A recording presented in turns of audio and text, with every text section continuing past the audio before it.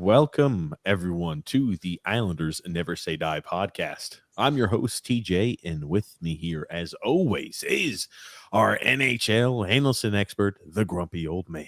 They say there's no shame to his game because he's always the same. That's me. Grumpy, you got to hook your mic up. Yeah, I but, guess so. My bad. You get forgetful, I guess, with your old hold on. How do you your microphone is that hooked up to a milk container or something over there, Grumpy? That's right. Core power. Cord. So I keep it wrapped around. I wrap it around something. Core power milk. Oh, there you go. There you go. For those, let's get to a few housekeeping items before we let today and the emotions fly, because I have a feeling that's what today is going to be about a lot. If you're new to the channel, welcome. This is a twice a week all New York Islanders podcast that takes place every single Wednesday and Saturday at 8 p.m. Eastern Standard Time. So to make sure you don't miss out on any of the action, make sure you subscribe on YouTube, make sure you go ahead and follow on Twitter, and make sure you go ahead and like on Facebook. And if you also like the content, if you like the podcast we produce, you like what we put out there, make sure to leave a thumbs up. Apparently that helps the algorithm and gets mine and the grumpy old man's word out to the masses. And one more last housekeeping item.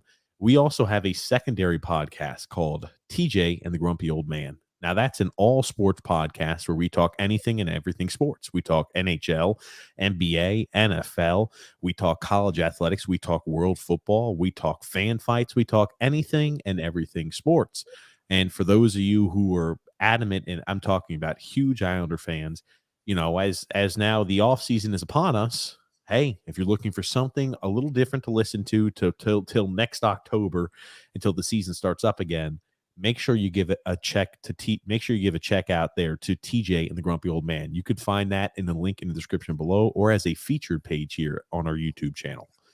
But to set the scene as to what happened yesterday, the New York Islanders lost Friday evening to the Carolina Hurricanes in overtime, 2-1, on a fluky goal that found a way past Sorokin, and the Carolina Hurricanes beat the Islanders in 6 games. That's true. Thanks, Adam Pellick. Nice way to clear that puck. Appreciate it. He had a couple of those yesterday. He was miserable. And I'll say really, really quickly too, I'll say this. I know we're going to try to get to as many comments as possible here today, but I'm just going to go out on a limb and say there's going to be a lot of duplicate comments and duplicate thoughts that are going to be on today's show. And I'm going to tell you, I feel like Grumpy. I'm just going to go out on a limb. I think the grumpy old man might have a rant or a little bit more to say than usual after this recent first round exit. Yeah, it's funny. I was watching yesterday's game, and I didn't even remember the date. Honestly, Keith Jones was doing the commentary, and he mentioned that yesterday, to the day, was the 30th anniversary of the Pierre Turgeon Dale Hunter hit that the Islanders won the series. It was the last live game my dad ever saw the New York Islanders 30 years ago yesterday. And at the time, it was in the third period. And I was thinking to myself, I said, gosh, I just think about how the team was then and the shape that it's in now. And it's like, how did we get to a team that with Pierre Turgeon and Derek King and Steve Thomas and, Kasperitis, we went to the Stanley Cup semifinals, lost to Montreal and Patrick Roy in a bunch of overtime games. Okay. And I look at where we are now, and we are so far away from that level of entertainment. First of all, that level of hockey, second of all, and it's like, how did we get here? Right. And I have to ask myself again, I always say what you're going to see now coming up in the next few weeks, you're starting to see it already. You're going to see fans, and you've already seen some media members saying Lou Lamoriello must go. And, he served his purpose. You're going to see that. I guarantee you're going to see it. Maybe in small pockets. We've been talking about that for how long on this show? I always say, again, I always ask people, why do you need to listen to this show more than anything else. Why do you need to listen to this show? We're not a show that panders to whatever is the flavor of the month, this week, that week. No. We give you long thought out comments. And you know what? I'm going to say 98% of the time, we're right. And it's so frustrating because I want to play a little game today, or I just have questions for the fans, right? Just so many questions for the fans. I'm not going to delve too deep because this summer we're going to be doing numerous things. I'm going to be putting out something that's going to be called the Pyramid of Failure. We're not going to talk about all that today because I don't need a 10-hour show tonight. Hold on, Grumpy. Let me ask you one quick question. Is the pyramid of failure, is that going to be about Islander successes or Islander failures, Grumpy? John Wooden, the legendary coach of the USC Bruins back in the 60s and 70s, won, I think, 9 of 11 championships. UCLA, I'm sorry. Won 9 of 11 NCAA basketball championships. He had the pyramid of success. And you know what? A lot of people look at that. Hey, that's how you build. And it's so true if you actually look at it. What's been built here on the island is a pyramid of failure. I don't want to go into it too much today because, like I said, it'd be a 10-hour show, but we're going to talk about that this summer. So some of the things I'm going to talk about today, I'm just going to limit it to this year. Okay. And let's, in this summer, right? What are we going to be talking about? Because we, just like last summer, we had a show twice a week, pretty much every single week, all summer long. We're dedicated to this team. We're dedicated to the long-term success and short-term successes of this franchise. I know that it gets maybe lost in translation. Some people will consider us, oh, you're such miserable fans. We had somebody today calling us a miserable fan. And we're not a miserable fan. We want the ultimate success for this team and this franchise, which is winning the Stanley Cup. And this offseason, we're going to talk a little bit about, Grumpy says, the pyramid of failure. We're going to be talking about what needs to be done to make legitimate improvements on this team to put us in the right direction where we can be a serious cup contender. That is what this offseason is about. You're right, Grumpy. For 2 full years at least, we've been talking about Lou Lamoriello not being the correct answer and needing to move away from him. And you're starting to see already certain pockets saying, oh, Lou's done a great job. He served his purpose, but now we can move from him. We've been saying that. We've been saying that from mountaintops. Sounds like they listen to this show. That's exactly what we've said. I'm sorry to interrupt you. Yeah, no, it is. And that's why it's important. It's pertinent. If you just a first-time listener, to make sure you subscribe. The things that you're going to hear and see from people that are not bold enough to come out and say it when they see it, but because they want to stick, as Grumpy said, with what the flavor of the month is, you're going to see it as it happens on the show. There's no reason for us to sugarcoat and to try to go ahead and dance around the actual truth and to beat around the bush. That is how nothing positive and constructive gets done. Right. I mean, and for me, it's always about speaking the truth to the people. Always. Always, always. It's so weird how my predictions of this team have come true. And we don't like being correct either about them. We don't. And the reason why to listen to this show, we warn you when we see, the stop signs, hey, road closed ahead. But also when the team will eventually turn it around, you'll hear it here first. Guys who we see as being part of the solution going forward. You'll see that on this show before anyone else. We're not somebody who's just going to glad hand you and say, every prospect is great. This is great. But here's the thing. When we see somebody who's really good, we're going to tell you. If the team makes a mistake, we're going to tell you. The tea leaves have been written for this team for the last number of years. Very obvious. And I don't think people realize how desperately, TJ and I, we want this team to be good so bad that it drives us crazy when we see the things that they're doing, submarining those chances. And that's what we've seen the last couple of years. We've talked about it. Even after the first year in Tampa, not good enough. Not good enough to beat Tampa. What did we do in the offseason? Nothing. And then you're surprised you lost to Tampa again. What did you do that offseason to get better? Nothing. You come upon a trade deadline where you have guys who are UFAs. You're out of the playoff hunt last year, out of the playoff hunt. You don't move any UFAs because, well, I promised these guys something. Dude, Lambarillo, your job is not to promise players anything. They're not playing for free. You're paying them money to play for your organization. If it's a business decision, you move somebody at the deadline. That's why, to me, it's just so frustrating to see the direction this team has gone on. The philosophy that we've got is not conducive to playing modern NHL hockey and to turning this program around to win a Stanley Cup. It's not.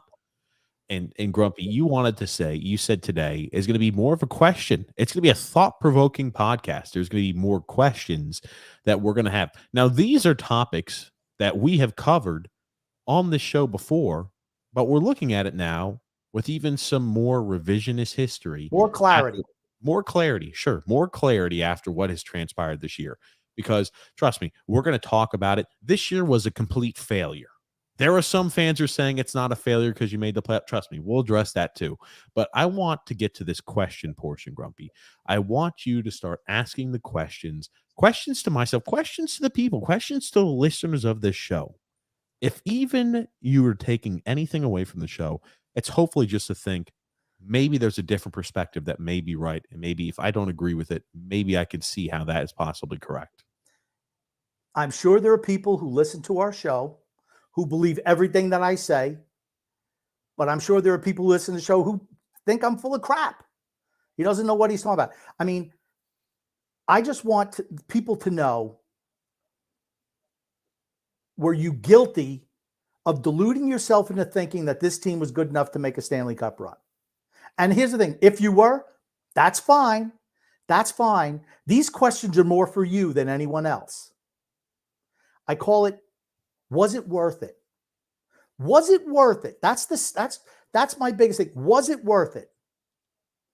Was it worth trading for Bo Horvat and giving up Anthony Beauvillier, Atu Ratu, and even more importantly, the first-round pick this year in the deepest draft in 20 years for a team that has no farm system?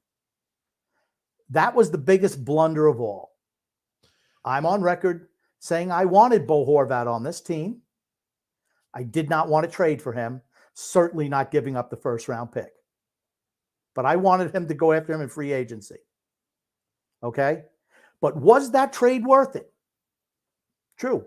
Anthony Beauvillier needed a change of scenery. You could have moved him in the offseason. Atu Ratu looked like he was developing into something here. Gone. Our top prospect, gone. Again, the first-round pick, which is the greatest travesty of all. Gone again. Gone again. Was it worth it? Ask yourself, was it worth it? The answer to that question is no. Okay. It wasn't. Okay. Pierre Engvall. Was it worth it trading away a third-round pick, again, in the deepest draft in 20 years, for a guy who's a bottom six player? The fact that he played on your top six says more about your forward group than it does about his talent level. Was it worth it? For a guy also that you could have had as an unrestricted free agent this offseason. Was it worth it? And here's the thing. These are questions I want the people to ask themselves. Was it worth it? For what you saw on the ice, was it worth it? For what we saw in a 6-game span against Carolina, right? And we'll talk about the Carolina series, but I'm not going to interrupt you anymore. But Okay. was it worth it? Because I did practice this as a monologue. Thank you. Was it worth it? Semyon Varlamov, backup goal. I'm going to save him for last because he's the most egregious of all, honestly.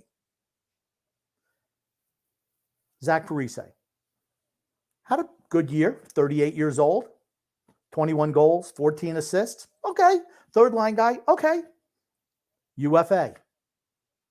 What do you think you could have got for Scott Mayfield? At least a third-round pick, right? Zach Parise, you mean? Yes, Zach Parise. Who did I say? Scott Mayfield. What's the difference? Okay, Zach Parise. Third-round pick, probably. Was it worth it? Was it worth keeping him on the team? Let's say you love him. Let's say you want to bring him back next year. So what? Trade him for a third. Same thing you should have done last year. He could have re-signed here. He's a rental. Third-round pick maybe for a guy like that. Fire plug. Somebody would have given you a third-round pick for him. Was it worth it not to move a UFA Zach Parise?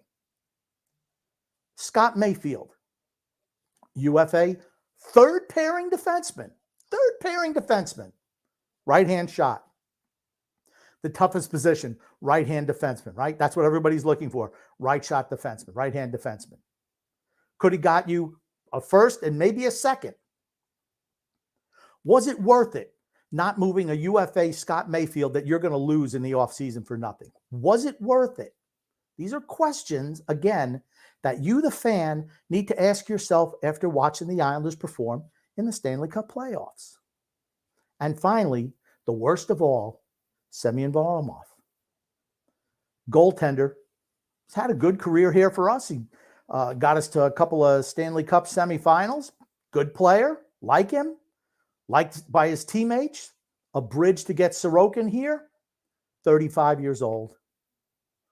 Played 2 games after the trade deadline. You could have gotten him from a... Tell me Pittsburgh couldn't have used him. Tell me Pittsburgh couldn't have used a guy like that come down the stretch, or Buffalo. Yes, I know he had the limited no trade clause, 16 teams. You got to move a guy like that at the deadline. He's a backup. He played 2 games since the trade deadline. Was it worth it? Was it worth it to not move him? And I asked these questions with the backdrop. I was telling everyone, in no uncertain terms, there's no freaking way we're beating Carolina. No way. Never going to happen. Never going to beat Carolina. Not with this group. Not with this group. You lost to a Carolina team that was missing 4 forwards. Svechnikov, their leading goal scorer. Max Pacioretty, top line player for them when he was healthy. Tero Teravainen, Pajot broke his hand in the first round. Jack Drury knocked out by Ryan Pulak. Missing 4 guys, 4 forwards. And you played their backup goalie for 5 games. And believe me, he played like a backup. It's the only reason you won a couple of games, because he was in net. You saw the difference when Freddie Anderson played yesterday. Was it worth it? Was it worth it to get rolled? And it was, oh, well, hold on, grumpy old man. These games were close. They were close. Did you really think we were beating Carolina? Really?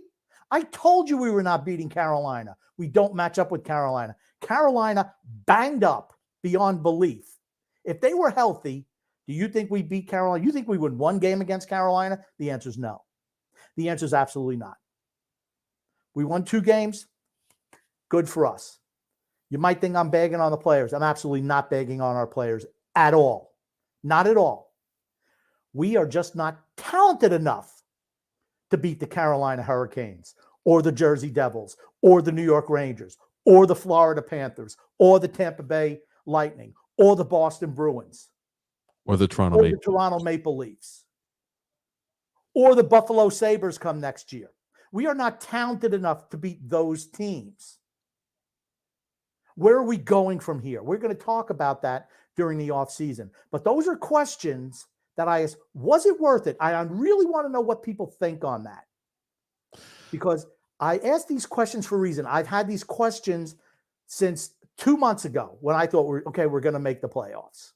We're going to make the playoffs, but I know we're not going anywhere. Just like I said, so obvious to me that this team is not good enough. Just not. And I want to hear what people have to say on that. I really do. I'm interested in what it looks like in the comments section, which we'll get to today, again, with some selected comments and try to do our best. But yeah, you forgot to mention too, Grumpy, Varlamov played 2 games. He lost both games.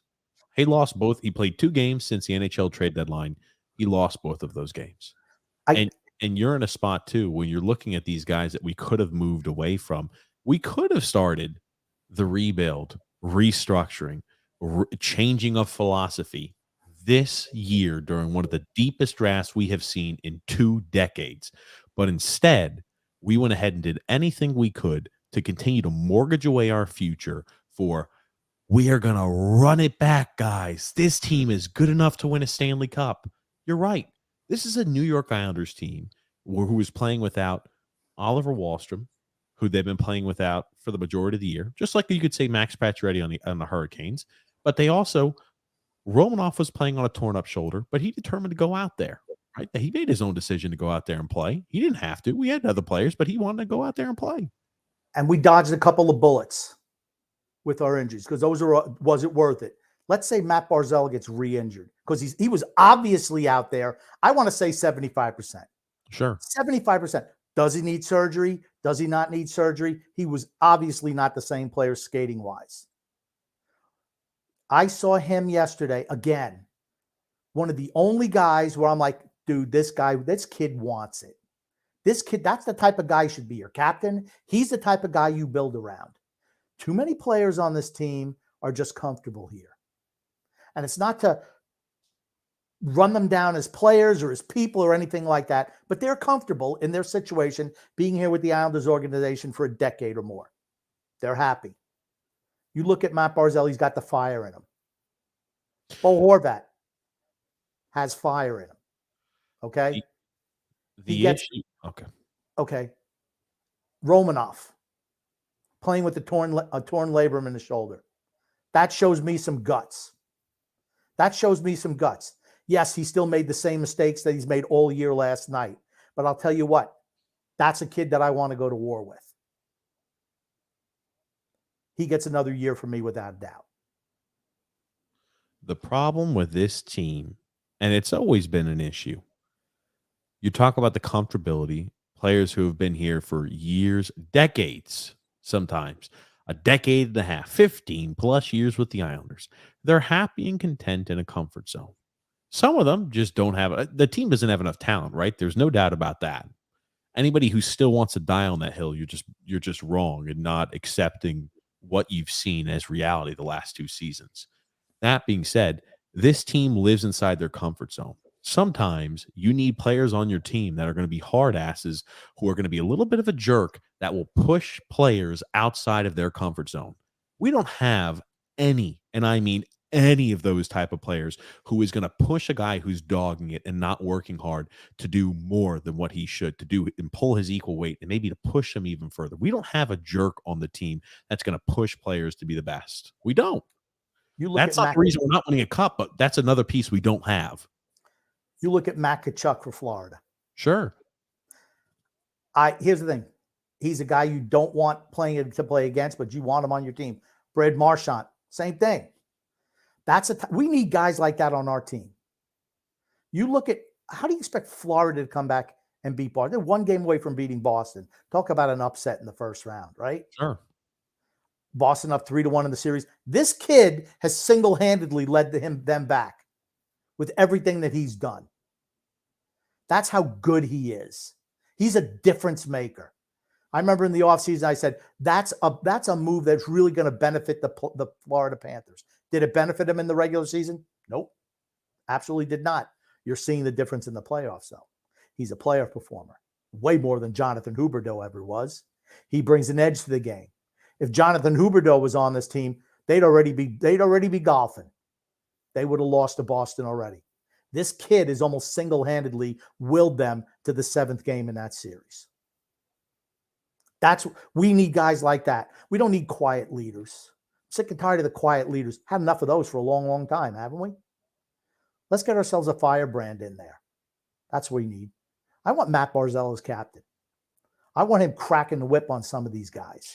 Some of the lazy guys who don't put forward the effort needed. I disagree. I don't think guys aren't putting forth the effort. They're just not talented enough. You can only push it so far. That's why you need to get rid of guys off this team. In the offseason, we're going to get through the bad contracts because you're going to hear, we have no money in the salary cap to do anything. Well, whose fault is that? Whose fault is that? It's the guy at the top of the pyramid. That's who. The general manager now, who's been here for 5 going on, if he extends, 6 years. All these contracts are contracts that he has signed pen to paper with the majority of these players. And how many of them have I agreed with? 1? Maybe 2? because you don't re-sign guys who are in their 30s to long-term deals. It never pans out. Certainly not for the type of player that we have on the team. If you got a Wayne Gretzky in his prime, okay, he's 31, absolutely. You re-up him. Nathan McKinnon, no, absolutely. Not us. We're re-upping guys who are second, third line players mostly, because that's what we have. We're a team of third line players. And I'm going to say one thing. People, fans of the New York Islanders, stop falling in love with guys who are bottom sixers. Just stop, because they're imminently replaceable. You can replace them tomorrow with somebody else, the same thing. That's why I say don't fall in love with Pierre Engvall. There's nothing special about his game. Absolutely nothing. He's just a guy who we traded for. And the only reason he's looked mildly passable is because of our weakness in the front. That's it. That's the only reason. Couldn't hack it in Toronto. Not good enough in Toronto. They didn't miss him. They don't miss him at all. Bye-bye, Pierre Engvall. Here he's a second-line player on this team. Says more about you than it does about him. Thank you. Yeah, and I'm going to try to pick up where you left off there, Grump. Was it worth it, to answer your question? It was not worth it to continue to – we are continuing to throw more assets and good money after bad. It's as simple as that. This team, if this loss to Carolina is not the wake-up call, is not a wake-up call for fans who think that this team is good enough to win a cup, nothing will be a wake-up call for those fans. Here's the thing. We're in a spot to where we have beaten Carolina 4 times out of the last 20 times we've played them. That's not good enough. When you play top-tier teams, and the Islanders fared well this year against the Devils and the Rangers, even if we made it past Carolina, there was no way in hell we were going to continue to move along in this year's playoff picture. We were, I would say, for the most part, outplayed by Carolina. That third period, we were outshot, 15 or 16 to 5? We were 20 to 5. 20 to 5. 20 to 5 on home ice in game 6. Dominated. Wasn't like we were playing a road game. This is home ice. UBS Arena. Right? The barn. Or whatever they're going to call it coming up. Go ahead, Grump. You listen to the fans. The fans know. The fans in the stadium know. They know. Deep down, they know. They gave up the 1 goal of Sebastian Aho. You could hear a cricket in that place. Because the fans know team's not good enough. We had to get lucky and have sensational goaltending to win a game in this series. That's what had to happen. Sorokin had to stand on his head every single game. I told you, 2 1-goal games, 2 shutouts. That's what it would take for us to beat Carolina. The 2 games he won, 1 goal and a 2-goal, where we had a 3-1 lead in the third period. And the best game I thought they played, which was game 5, Carolina. Carolina should have won in game 5, like I predicted. They won in 6. Somebody else made that prediction. I'm not wrong. That's right, Grumpy. I've been feeling hot with my predictions lately. But that's just another one to add to the list. You saw the fans in the arena. It's like, oh, it's like they let the air out of the building. They know. Deep down, fans know. Here's the thing. The GM knows too. He knows it too. We might bag on him, but he's not stupid. He knows the team isn't good enough. He knows it. What does he go to management and say now? What can you possibly say? This year was a failure. Last year was a failure. Stanley Cup or bust after the second Stanley Cup semifinal. Stanley Cup or bust. You don't even make the playoffs? On the level of failure, that's like an F, right? You have had, think about it, Stanley Cup or bust after we made it to back-to-back Eastern Conference Finals. That was what our general manager and head coach said. Stanley Cup or bust. It wasn't like we came up with this assertion, Stanley Cup or bust. The general manager did. Our head coach did. Stanley Cup or bust, out of their mouths. Stanley Cup or bust. Since that statement, we have won 0 playoff series. Haven't advanced past the first round of the postseason. That's an utter failure. We've made it to the postseason once where we just slinked our way in. We made it in by 2 points into the last playoff spot and got beaten by an injured and banged up Carolina team in 6 games. If you're not beating Carolina in that state that they were physically, you're never beating Carolina. Because here's the thing, Carolina's all young. They're young. Their group is young. Beaches, young. Aho, young. Svechnikov, young. Look at the way their team is composed. They have a couple of vets sprinkled in with a young team.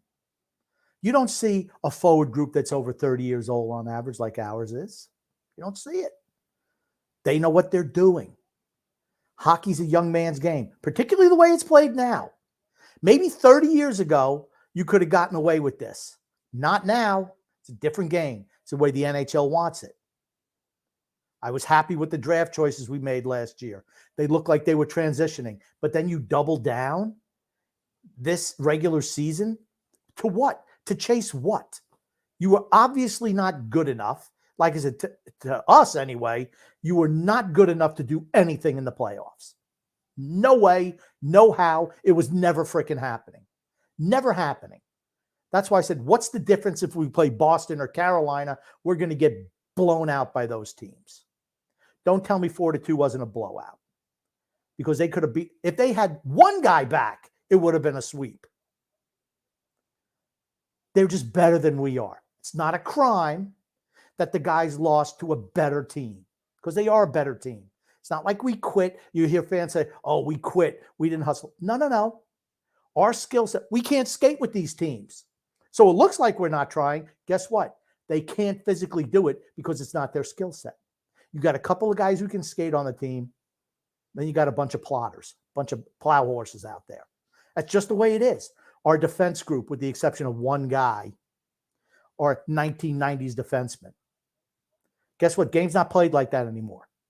You turn the puck over on aggressive forecheck, it's going to end up in the back of your neck, the back of your net. You got to be able to transition the puck.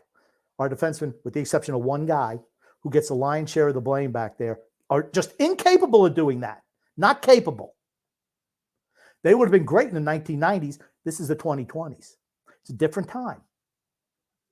If you don't progress like everything else, you get left behind. If you're standing still, you're going backwards. That's what we're doing. We're going backwards. Sure. Absolutely. I mean, like, we're not headed in the right direction. We're a team that who knows what we do this offseason. Lou Lamoriello's contract has expired. The worst case scenario is bringing him back again. Some people need to be hit over the head with a fucking anvil in order to realize that he has served his purpose and is no longer helping this team advance the way it needs to be done. Ladies and gentlemen, there is no easy fix to putting this team into a Stanley Cup contender. It's not like, hey guys, if we trade for John Smith or signed free agent Craig Anderson, that's going to go ahead and fix all of our problems. Ladies and gents, we are far from one player or a trade away from winning a Stanley Cup. This is a team that has to restructure everything about the way we play and the way we play hockey. We tried to play the modern NHL style for the first 50 games of the season.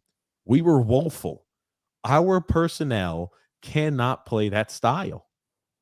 It's the reason why our record, when we went back to the Barry Trotz style, we won. Hey, we were great the last 25 games of the season. It's impossible to play that style of hockey all year long. Just impossible. And it's not going to win you a Stanley Cup. You have to have the skill set needed, but you also have to play structured hockey. We do not have the skill set and the players with the proper skill set. Adding one player, let's say in the most ideal situation who has the perfect skill set, that's not going to win us a cup. It's not. Not going to put this. It's not going to win us a cup. The only way for us to win a cup, and I think the best way, is you might have to take one step back to take 2 steps forward. And I'm fine with that. Fans, that is, I think, something that we this offseason are going to talk about coming to terms with. In order to win a cup, we might have to take a step backwards in order to take 2 steps forward. You can't be afraid to do that. You can't just continue to dig yourself into the same spot and say, well, once this last wave finally crashes, we're going to be able to run right through it. We're not. No. It's funny because my dad, the last time that the Islanders won a Stanley Cup was 53 years old. He died at 90, he never saw them win again. Never saw them win again. And I know that was, and he was a Toronto fan too. We loved the Islanders and Toronto. I mean, and I wonder if I'm going to live long enough to see the Islanders win another Stanley Cup, because I'll tell you what, we're years away. Years away. I want to say at least 5 or 6 years away right now. At least. Well, okay, I'll say 5 or 6, because it depends on who the GM is. You have nothing in your farm system. Nothing. You have a team that's a 1990 style team, 1980 style team that, guess what? That just doesn't win anymore. Sorry, just doesn't. Not the way the game is played. And you have no draft picks.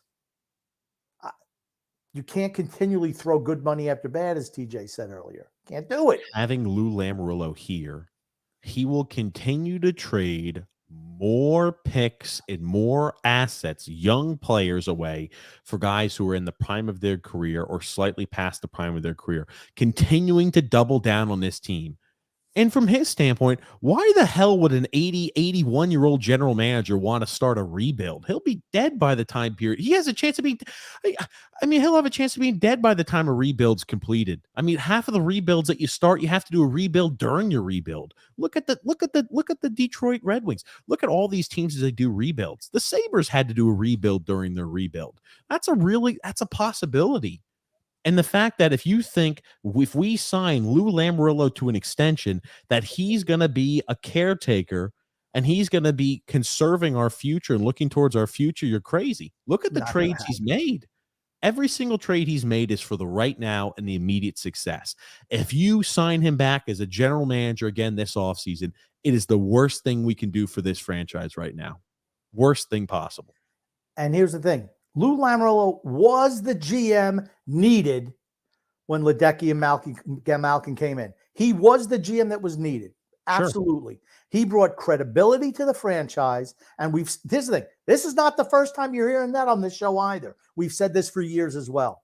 Yep. Even when we said his time is done, he needs to go. They need to transition to a younger guy with a modern NHL slant to him, which we've been saying for 2 years. At the time, he was what was needed.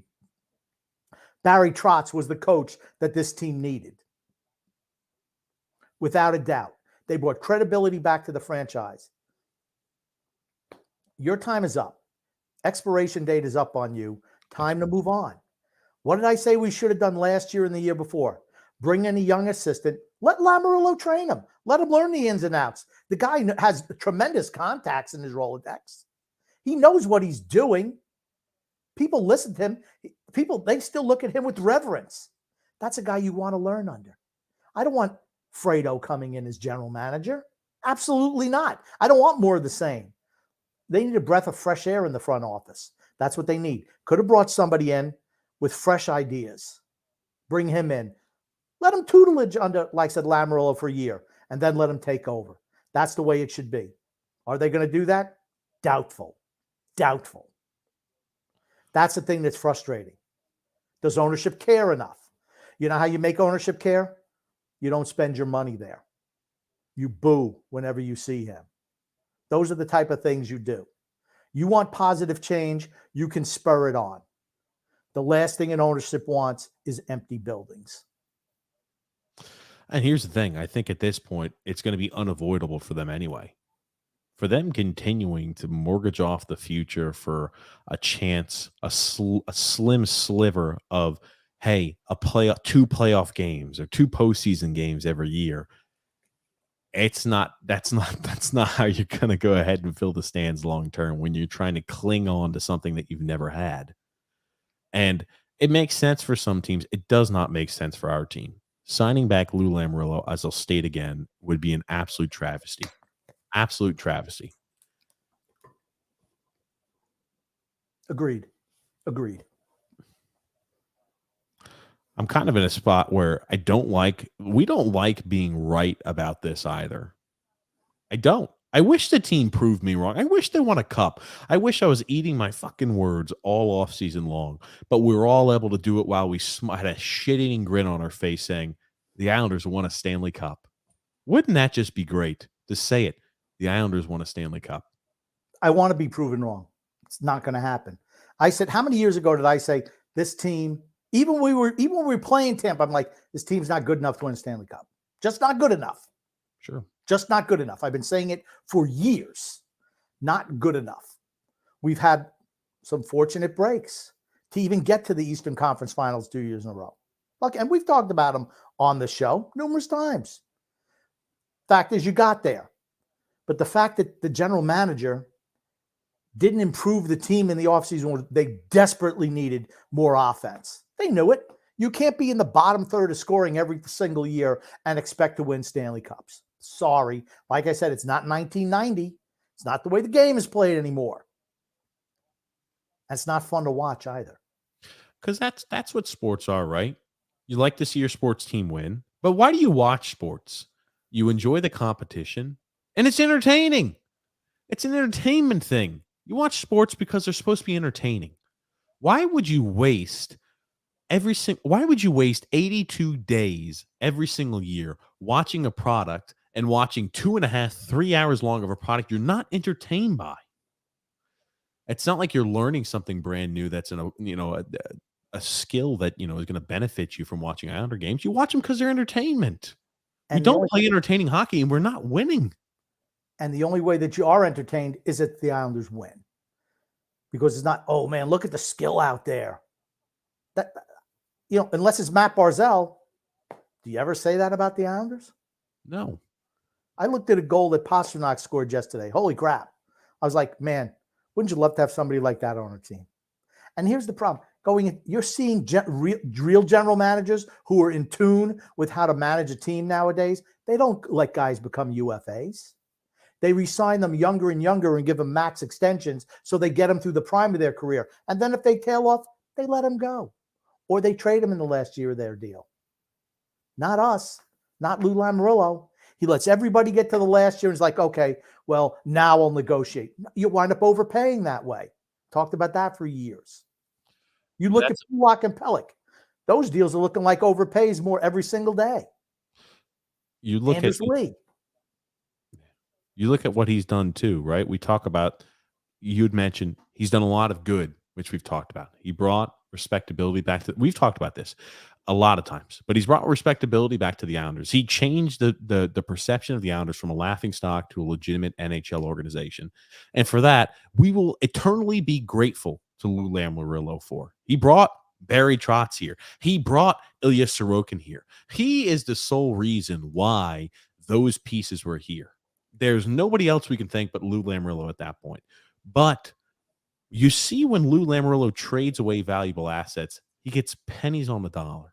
Always. 2 second-round picks for Devon Taves. Well, we're going to trade for pieces. Well, we got to give up a first and a fourth for Palmieri and Zajac. We got to give up a first and a second for Jean-Gabriel Pageau. We got to give guys. We got to give up Bo. Yeah, I was about to say there are 2 third-line players, 2 bottom 6 forwards. And hey, in order to bring Bo Horvat in, we got to give up our first round pick in one of the deepest drafts we've seen in 20 years. We've got to give up a young-ish producing player who needed a change of scenery and a change of system in Anthony Beauvillier, and our top-rated prospect. And for a guy who is a career 55, 60 point a year guy, that's not the answer to the freaking thing. That's not the answer to the problem either. But if you leave him in charge, he will continue to make poor trades, and he'll get less than what the actual value of what he's trading away is. And for Bo Horvat, it's a guy you could have had as a UFA at the end of the year. If you really wanted him, you could have signed as a UFA. Think about the deal he signed. 8 years, $8.5 million. You weren't in on Johnny Gaudreau, who I want to say is what? 1.5 times the player Bo Horvat is. $9 million a year. He went to Columbus. You couldn't have beaten him for that on that deal. You could have. You chose not to. Why do you overpay? And he laughs. Well, yeah, it was too much money, too much term. What? Why are you laughing about that? That's a failure on your part. Shouldn't have made the deal. Shouldn't have made the deal. Hindsight being 2020. Here's the thing. Like the player, absolutely. He gets a year from me to play with Matt Barzal. He gets a year. Let's see. Here's the thing. He's never going to be worth $8.5 million a year. Ever. Ever. Yep. That's obvious. Ever. He's just not a difference maker. Just not. Yeah. So, we're at a point to where it's depressing, I'm sure, but I would say Grumpy and I'm not too depressed yet. I'm more worried about what's going to happen with Lou Lamoriello. Like, for most reasonable fans, we knew the Islanders had zero, and I mean zero chance to win a Stanley Cup. I predicted, hey, Hurricanes in 6. I just had that weird feeling. And, this is what I had expected. What I am still going to be shocked by is if the Islanders look at these last 2 years by Lou Lamoriello and say, sign me up for more of that. Because that would be worse than losing in Game 7 of the Stanley Cup. Well, not that bad. I'm trying to be, it's a little hyperbolic, but that would be about as bad as it can get if they sign Lamoriello back. The team's going in the wrong direction. If the goal is over here, the Stanley Cup's over here, we're going this way. Wrong direction. Yeah. There's nothing else I can say about that. But those are questions. Those questions I posed. You need to ask yourself those questions as fans. Was it worth it? Was it worth it? What did Washington do? They realized they were not going to be a contender for the Stanley Cup this year. They could have doubled and tripled down with the core that they had, with everybody coming back from injury. They're like, no, we know it's not our year. So they started selling plays off. And then you know what? A deal was too good to be had for Rasmus Sandin from Toronto.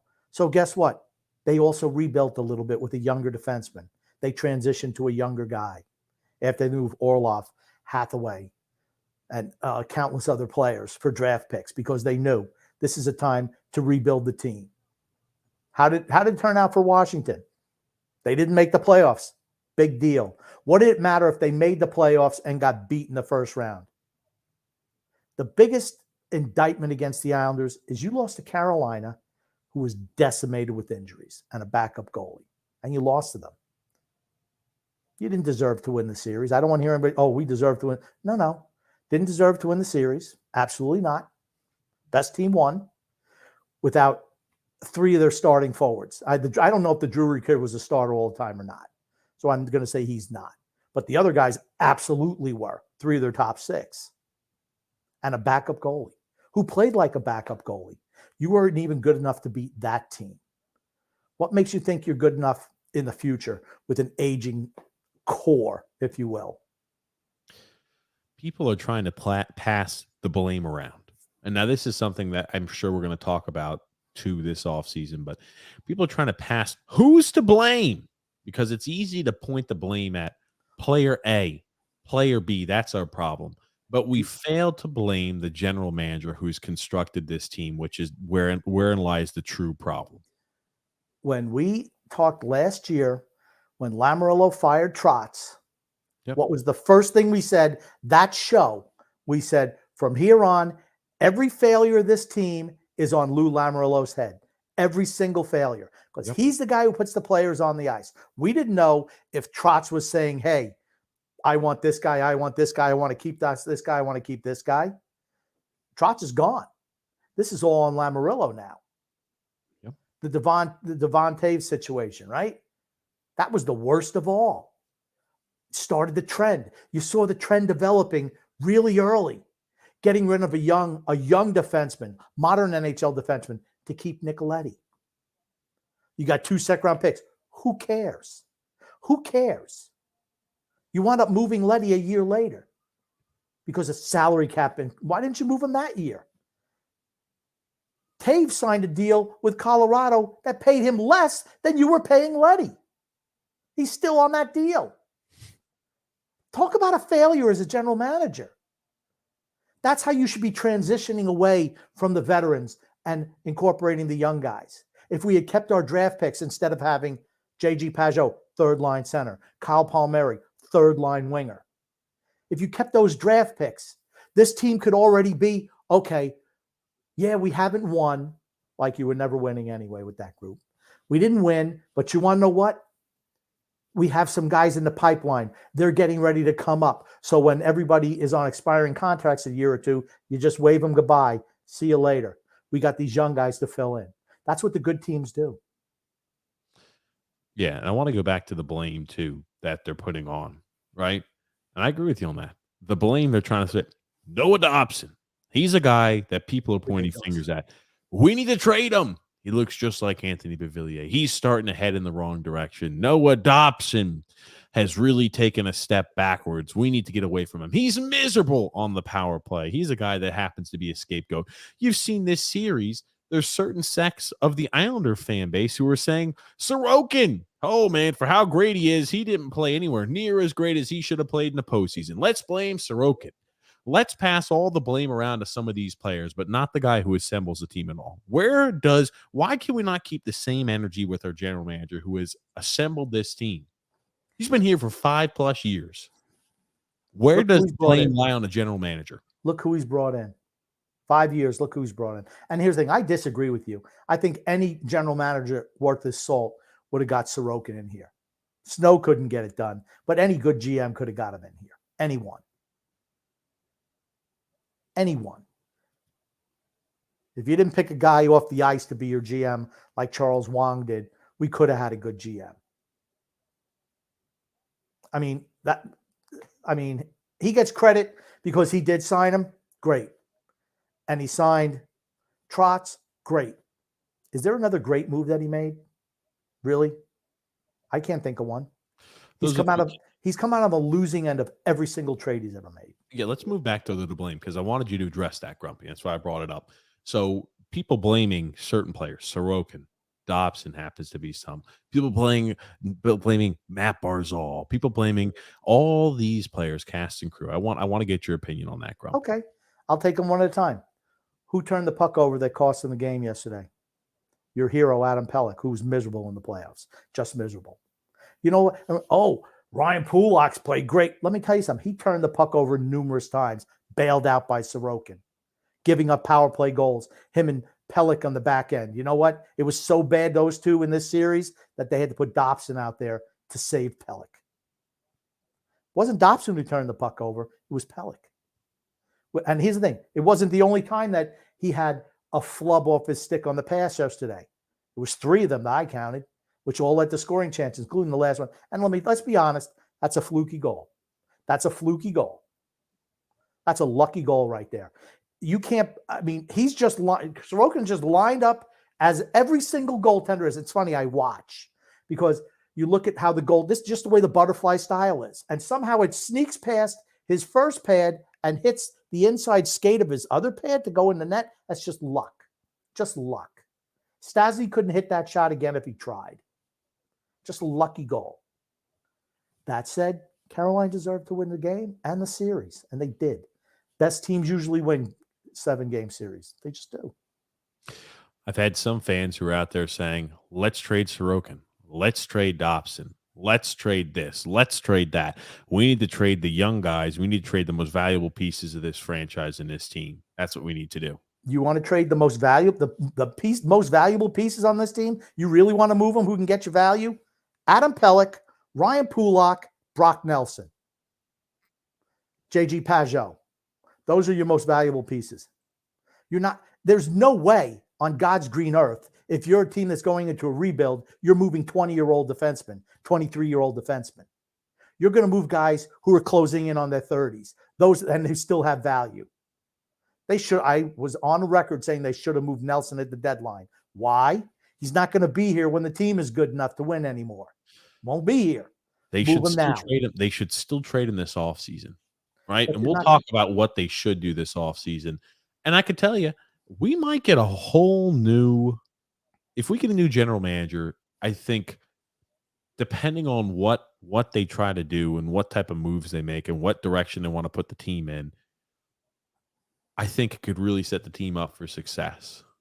Unfortunately, I just hope that the moves that Lou has made are not they're not. You can't reconcile them. They're not irreconcilable.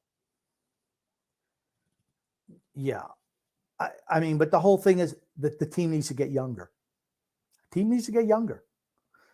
I mean, I know we don't want to talk about this today. Okay. Well, I was just trying to talk about the blame, but you wouldn't Okay. really Well, get too much here's into the thing. I put no credence anyone who says any of that. They don't know what they're talking about. Anyone says that knows nothing about the game of hockey, period, or how to build a team. Absolutely nothing. Absolutely nothing. Those guys weren't the problem. Anders Lee was absolutely invisible this playoff series. Invisible. Bo Horvat, invisible. He's not movable after you sign into that deal. Immovable. So I don't know if it's going to be a worse deal than Lee's because he's younger when he signed it than Lee was, and he's a better player than Lee. Without a doubt, he's a better player than Lee. But still, that's a contract that's not going to age well. Moving Sorokin, I mean, how can you take anyone serious who would say something like that? It's like, what? Well, what they're thinking is if you're going to full on rebuild, you need to move Sorokin too because he alone has the ability to win you games, and he's gonna earn you a substantial amount back. If you trade Sorokin, it's like scorched earth. That's how bad things are. It's scorched earth bad. It's exactly what it You is. move the veterans. You don't move the young guys. You still have to have guys who play on the team. You want guys who are going to be there for a while. You don't move the 23-year-olds, the 22-year-olds, the 20. I wouldn't even move Simon Holmstrom because he's 21. I'm not moving him. I'm not saying he's part of the solution, but he's 21 on an entry-level deal. Those are not guys you trade. You get rid of the veterans who make money long term. You want to free up salary cap space? You move those guys. You don't move the Sorokins, who's your best player on your team, the Barzels. Of course, his salary cap is high. The only star on your team, by the way. You don't move him. You move guys like Lee. Eat half the salary. I don't care. Who cares? Move him. Brock Nelson, bye-bye. JG Pajot, bye-bye.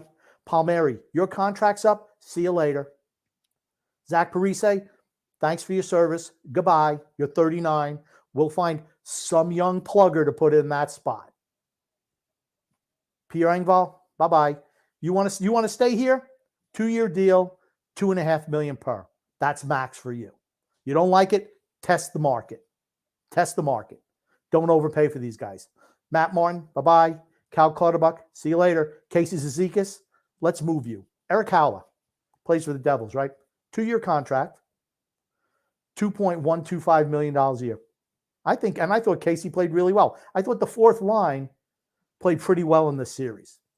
That being said, Casey's under contract for 4 more years. He's 32. Eric Howler, 2-year deal, move on. It's fourth line center. It's those type of idiotic things that he does that causes the team to be in salary cap jail. The person to blame is not the players. It's not the players. It's the GM. Not the coach, the GM. GM put the players on the ice. GM hasn't gotten more talent for this team. He replaces one ham and egger with another ham and egger and pays them more money and gives up young assets. That's it. That's his business model right now. Not good enough. Why don't we read the ad? So I guess I don't have that pulled up, Grumpy.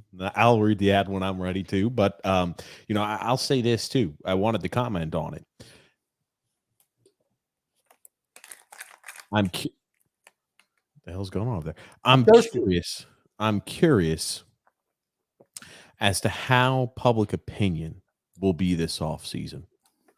That's what I'm curious about. We talked about last podcast how the emotions were so up and down, Grump. And we talked about that.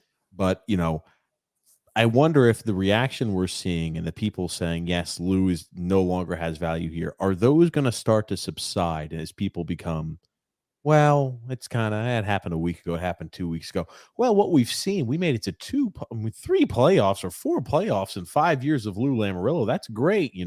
That's better than we had before him. We should just keep him. We should extend him. And we've had We've had better success with him than we've had with prior general managers, so we should just keep him around. I wonder if it starts to change the further removed we get from this embarrassment of a loss, because losing to Carolina without four forwards, without four everyday starting forwards, and without their starting goaltender for 5 out of the 6 games is embarrassing. It's embarrassing. True.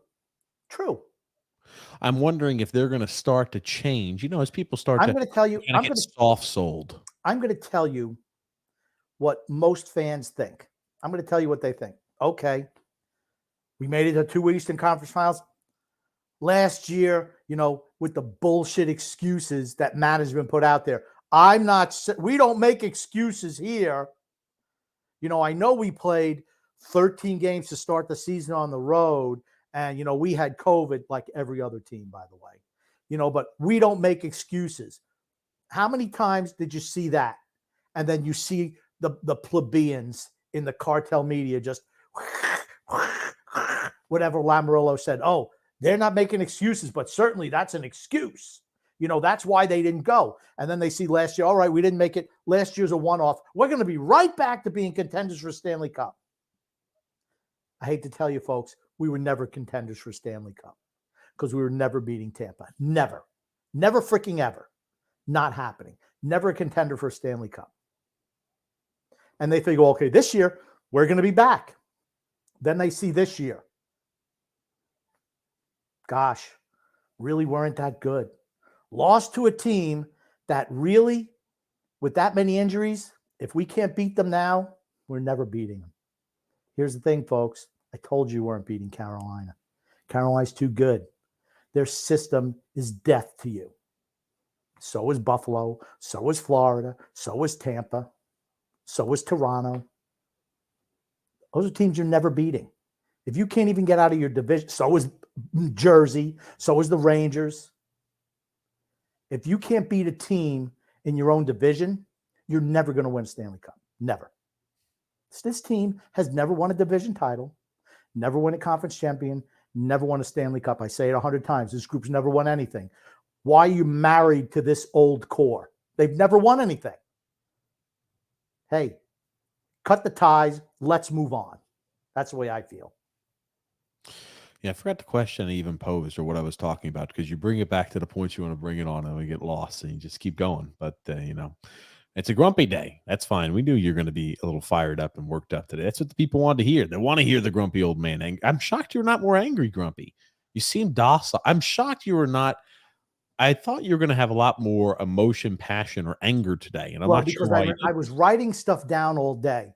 And, sometimes when you're really, really angry, you write things out and it kind of diffuses you a little bit. Yeah, it's almost like I was like, what the hell? I was not expecting you to be so. I was hoping to see a grumpy old man explosion. I come out just really around for. Told you so. This is why I told you so. Told you so. Told you this was going to happen. Sorry. If you listen to me, you'd already know. If the front office listened to me, we wouldn't be in the situation we're in. Told you so. Guess what? We're not making the playoffs next year. You heard it here first. No shot. Zero. Not making the playoffs.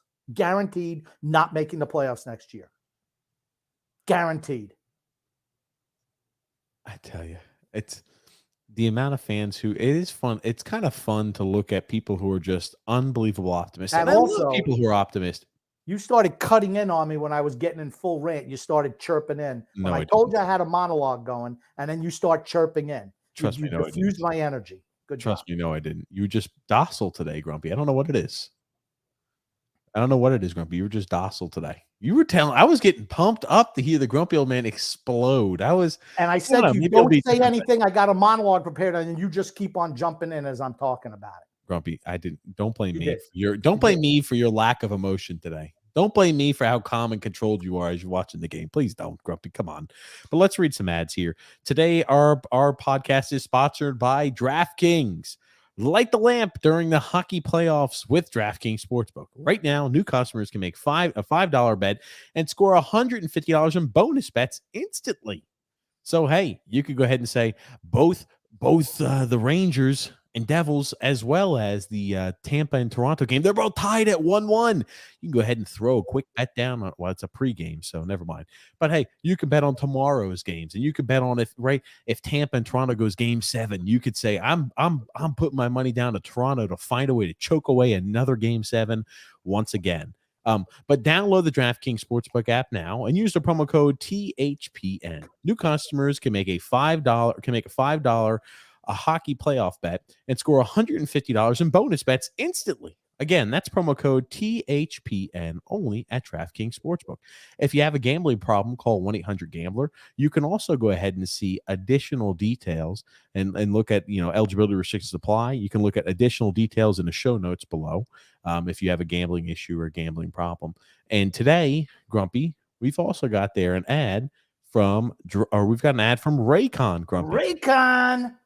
Grumpy's favorite Raycon headphones. Oh my God, this ad.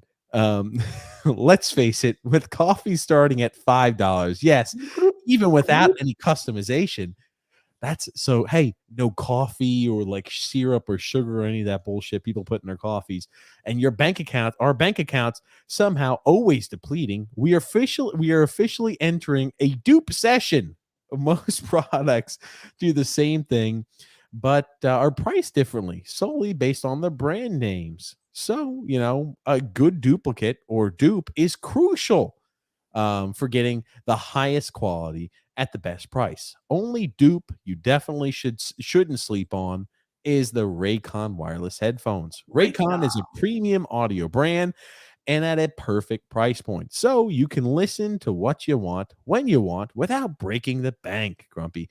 Don't break the bank. It's like when you go to the grocery store, Grumpy, and you see that they've got some buy one, get one free there on a great lobster, man. You just sometimes can't turn that away, Grumpy. Or you get some steak, buy one, get one. Hey, you do the same with your Raycon headphones. But Raycon's mission is to prove that you shouldn't have to pay an arm and a leg for quality sound and the essential smart tech listening features. You can get a pair and a spare and still pay less than you would with some of those other more big name tech brands out there. Raycon knows that in this economy, every purchase needs to be perfect. They offer buy now and pay later options. Right now, you can pay as low as $18 at checkout. They have an easy and free return guarantee. They offer 2 years of product protection insurance for just a few bucks. They also offer free domestic shipping and flat fee international shipping. They have over 50,000 5-star reviews, Grumpy, right? Hit the 5-star review, Grumpy. We need a 5-star review on the show. People need to hit the 5-star review on the show. That's right. And you could have the earbud tap functionality in order to stop when you're at the gym to go talk to somebody when somebody's interrupting you during your rep. You can go ahead and have the noise isolation so you can get completely in the zone when you're working out. And you can have awareness mode so you can kind of hear what's going around if somebody's talking to you and chewing your ear off. Anyway, go to buyraycon.com/THPN today to get 15% off your Raycon order. Again, that's buyraycon.com/THPN and score 15% off. Buyraycon.com/THPN. Grumpy old man. Raycon. Now, you said something, buy a pair and get a spare. Sure. Yes. You know what it reminds me of? Elaine Bennis in Seinfeld, when she went into the bathroom and there was no toilet paper. It was like, can you spare a square? She's like, oh no, I cannot even spare a square. And hey, I bet she would have paid $18 like for Raycon. I mean, think about that. Back in the day, $18 back when Seinfeld was on 30 some odd years ago, that would have been, like what, $5? She would have paid $5 for some toilet paper, considering the situation she was in. What do you think? Sure, Grumpy. Now you're starting throwing Seinfeld references out there, Grumpy. What the heck? Come on, Grump. I feel, dude, Grumpy, I was still expecting it. I'm still like, I guess you just have come to terms. You've been at terms that this team is not for good a long enough time. So long. And it's like, this is just like, okay, this is what I've been expecting. That's right. I've had this show honestly written for 2 months. 2 months. I knew exactly what I was going to say today. And I can get worked up because if I'm calm and then TJ starts saying, and it's usually when he says, a fan says this, and I'm like, God, and then I go crazy. I guess I have to keep you more in the dark with what the fans are saying then. I guess that's my job, is not to tell you what the fans are saying ahead of time, and I'll let Well, you when know you what we can right, work what on. what you told me about what they're saying about Dobson's just okay. You don't know anything. I'm sorry. If that's your thought process, I can't deal with that. It's like having to deal with a cat trying to get him to drink water. I mean, it's just not going to happen. Hold on, why was that the comparison? Getting a I don't cat know. to Like try to I don't drink know. I water? couldn't think of What the anything. fuck? Just to think trading Sorokin or Dobson or Barzell is the answer to any of the problems for this team. No, it's everybody else. You want to look at the best players on the team. Let's move them. The best players who are the younger players, let's move them and keep all the old vets who've never won anything, but nothing but losers their whole career here. Losers because they've never won anything. Stop. Let's Just too many of them to mention. Matter of fact, let's get rid of the whole second, third, and fourth lines. You can just get rid of all of them, honestly. They're all useless. The only two guys I'd keep, you want to know who I'd keep if I was seriously rebuilding this team? Serious rebuild? Barzell, Horvat, can't get rid of him. Sorokin, Dobson, Bolduc, Wallstrom, maybe. Wallstrom, Holmstrom. That's about it. Everybody else is eligible to be moved. Everyone else. Everyone else. What do all those guys have in common besides Horvat, who's 28? They're all 25 and under. Because by the time you're good again, those guys could still be on your team. Yeah. All the other guys are going to be long gone by the time the team is any good. That's why you move them now. Andersley, we'll eat half his salary. Take him for 3 years. We'll eat half the salary. No problem. Somebody will take him for $3.5 million a year. Somebody will take him for 3.5. No way they're taking him for 7. Take him for 3.5. Don't tell me you don't have the money. Bullshit. You're lying again. Stop signing guys. Casey, bye-bye. Eat half his salary. I'd really eat half the salary on just about everybody. Nelson, no, because he's got some value. But the other guys, move them off. Yeah. Let's go ahead. Let's start reading some comments here, Grumpy. Got a comment here from Jeff S saying, "What's up, guys?" Oh man, Jeff, not good times. Buy out Lee, says George P. We're seeing a lot of those. Buy out Lee, buy out Bailey, do this, do that. No. There's no value or benefit to buy out Lee, because if you buy out Lee, George, it means that you intend on adding additional pieces for that extra cap space that you've opened up with Lee. What you should do is you should say, we are willing, if again, Lee has got that modified no trade clause, but if Lee is willing to move, right? Hey, we're willing to move. If somebody's willing to take that contract, we're willing to eat half of the cap hit in order to get something back in return. It makes it more appetizing for another team. That's what you do with a guy like Bailey, saying, I'm willing to eat $2.5 million of his cap hit in the last year of his contract if you give us a fourth or a fifth round pick. I'll eat $2.5 million on that contract, and he'll be worth, you're going to pay him. His cap hit's going to be $2.5 million. Well, you're talking about Bailey? Yeah, I just said Bailey. That's correct. Okay.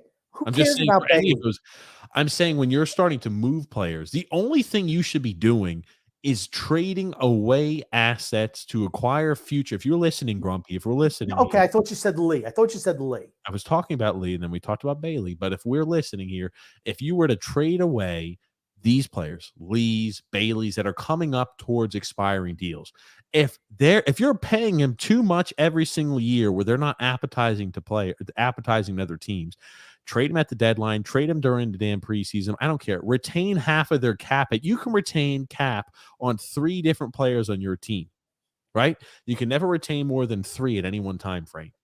You can retain cap to go ahead and make these deals more appetizing to get teams to throw in more draft picks and more draft capital. That's what we need. We need to be in a draft capital mindset here going forward.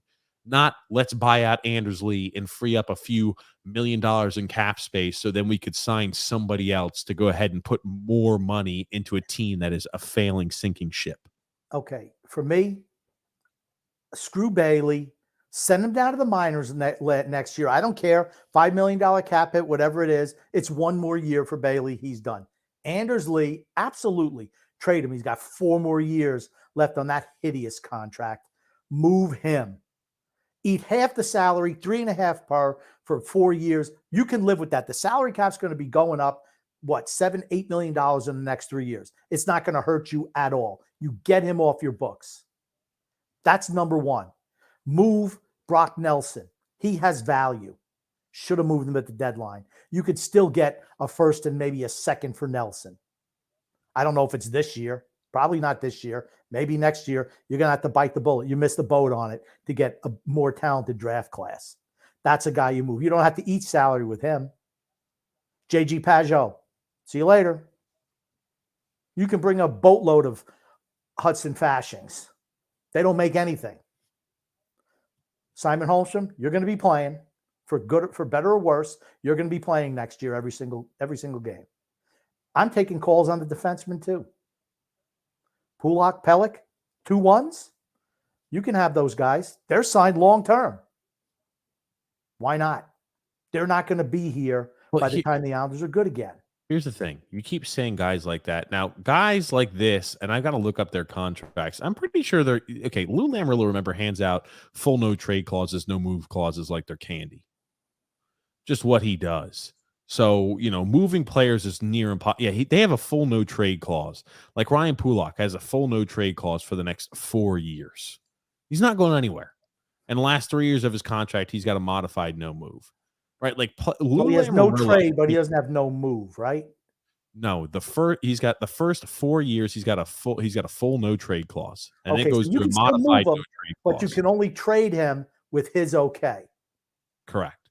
If you say we're going full freaking rebuild, do you want to go to a team that has a chance to contend before your career is over? Then you're going to find out. Oh, well, you know what? I'm 29, full rebuild. Do I want to be here for another 4 years? And never compete for a cup, or do I want to go somewhere I have a chance to compete? If you tell him that, what Sorokin's not going to sign back if you tell him, hey, we're doing a full-on rebuild on Pulak. Hey, buddy, we're doing a full rebuild. That's why we need to trade you. Why would give him the money? Why would Sorokin sign back for a full rebuild? You re-sign him before you move those guys. He should have already re-signed him. He should have already extended him. You can't worry about Sorokin. You're trying to turn the team around. You're trying to turn the team around. Don't tell me, well, this one guy might be upset, so we're not going to move anybody off the roster. You're never going to get any better.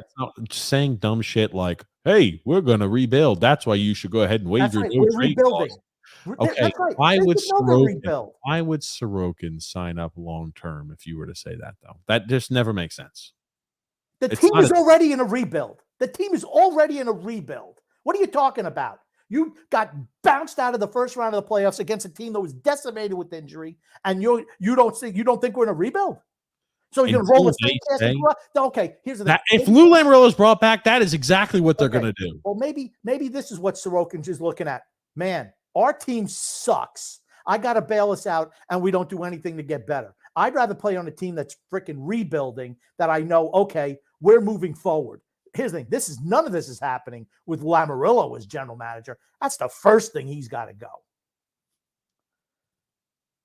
I don't want to see Paulie no more. Oh, don't worry. Won't see him no more. Take care of that thing. Yeah, we took care of it. Okay. Never should have ratted out the old man. That Struns. Anyway, you're not going to be able to get. There are no trade clauses. The issue is, Grumpy, our general manager handed out full no trade clauses and modified no trade clauses with every single player who was at a UFA age. Somehow Tampa's able to get away with doing that. It's one guy, though. They moved one. You understand what I mean? They moved one player. One player with a no trade clause. Do you know how difficult it's going to be to say, we are going to be able to move every player with full no trade clauses that makes money?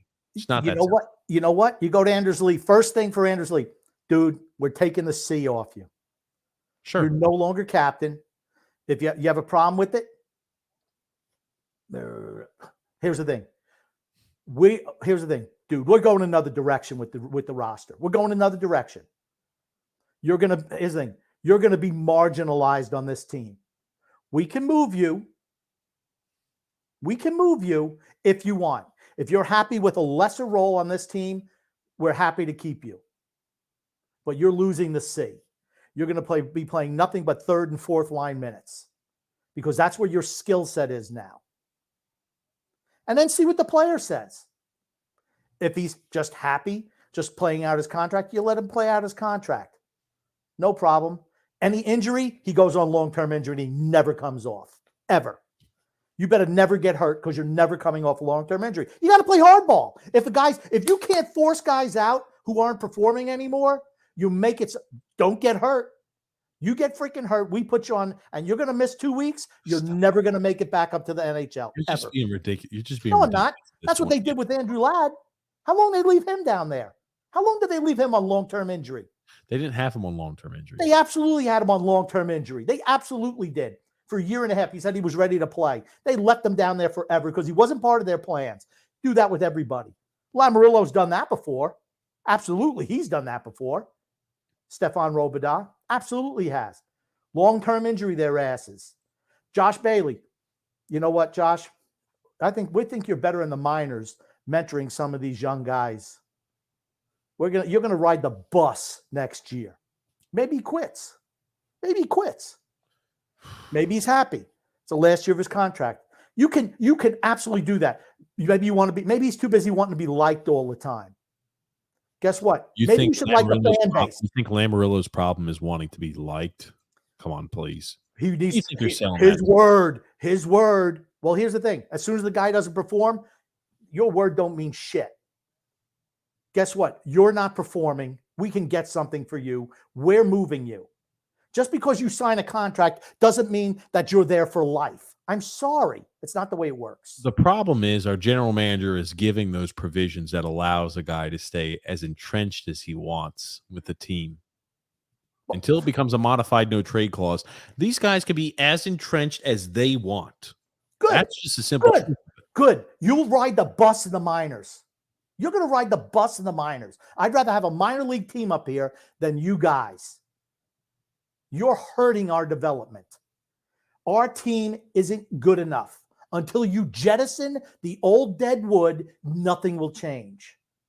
You need a new general. Bill Guerin had no problem doing it. Man, Zach Parise, Ryan Suter, make a shitload of money. We're just going to buy your ass out. Bill Guerin also had Kirill Kaprizov and guys like Marco Rossi who are going to be coming up in the way. I mean, like they had, again, Kevin Fiala. They had a lot more talent. And he lost Kevin Fiala because he didn't have the money.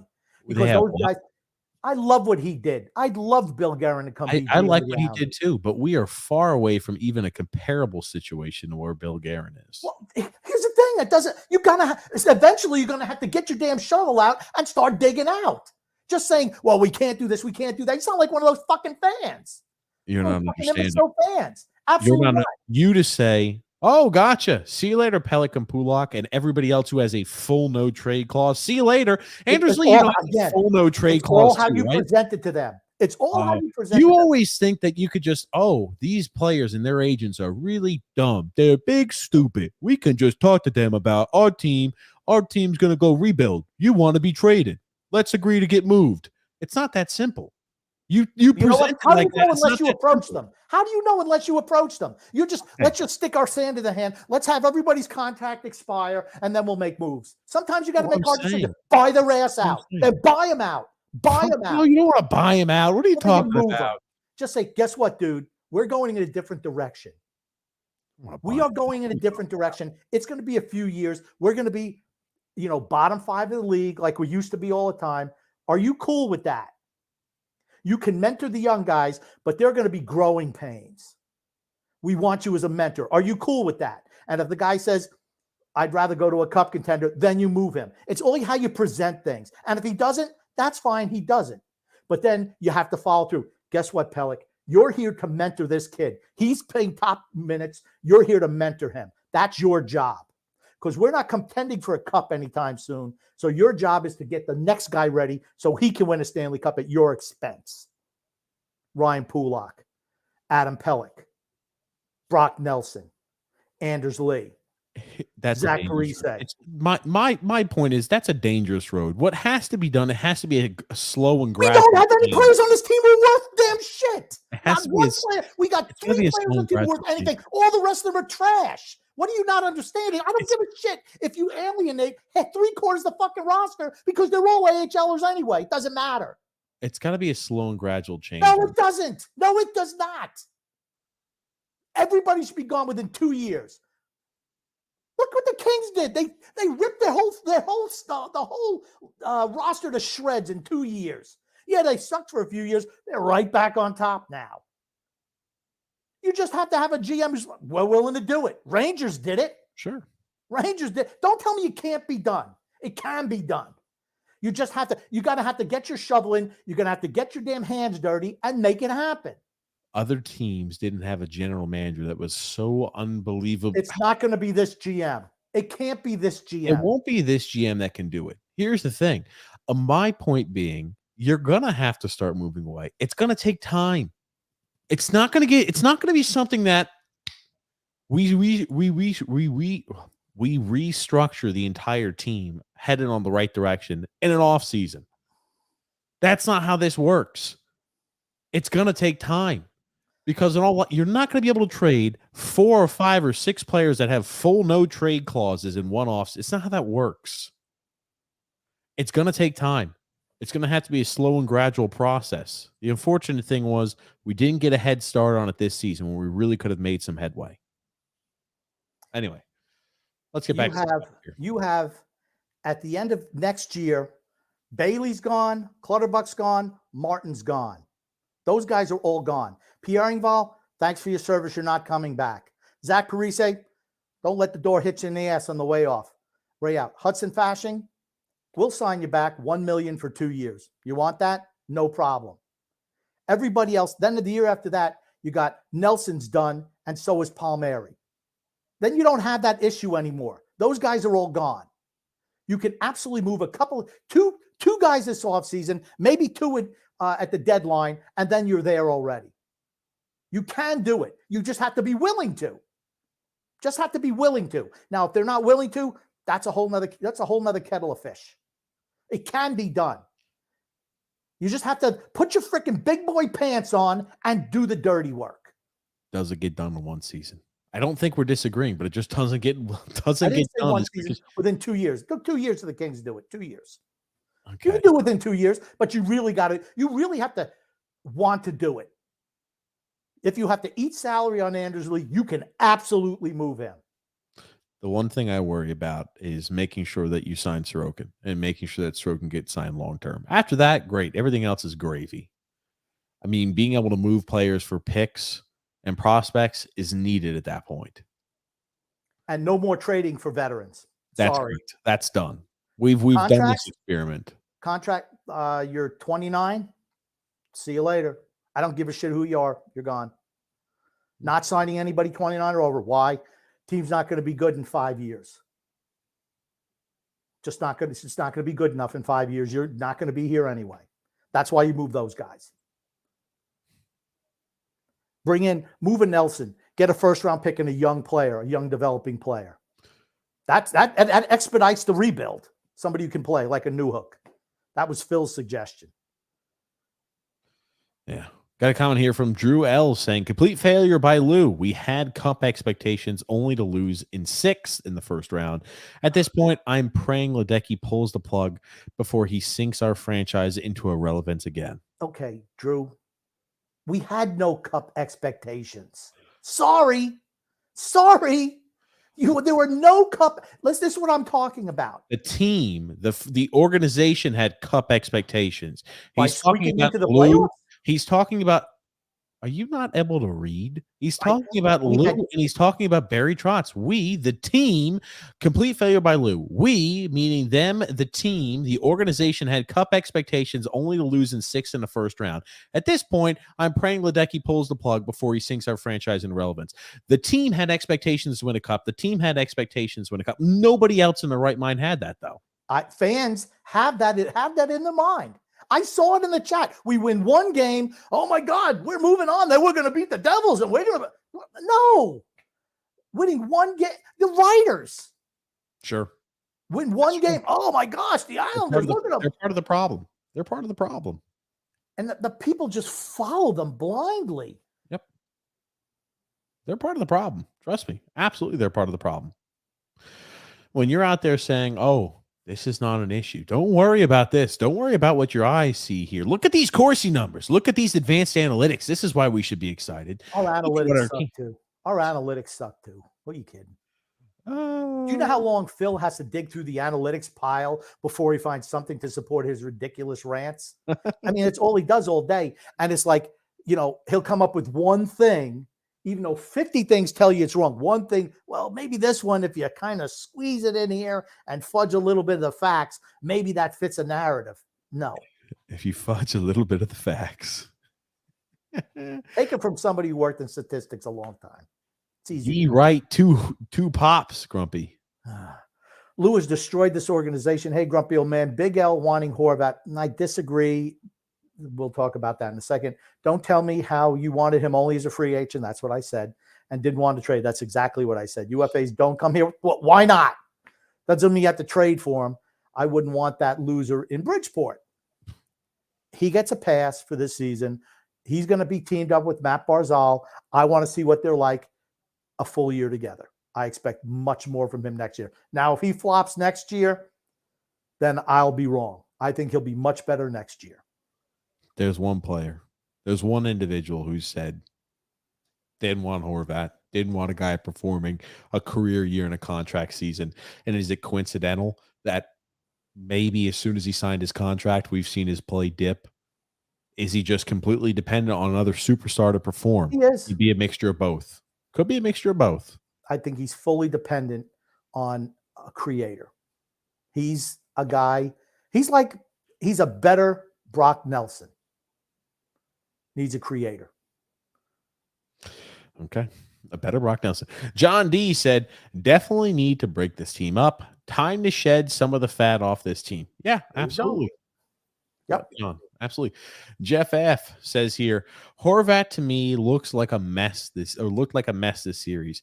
Not only couldn't score, but could barely complete a pass to anybody. Should be a fun next 8 years.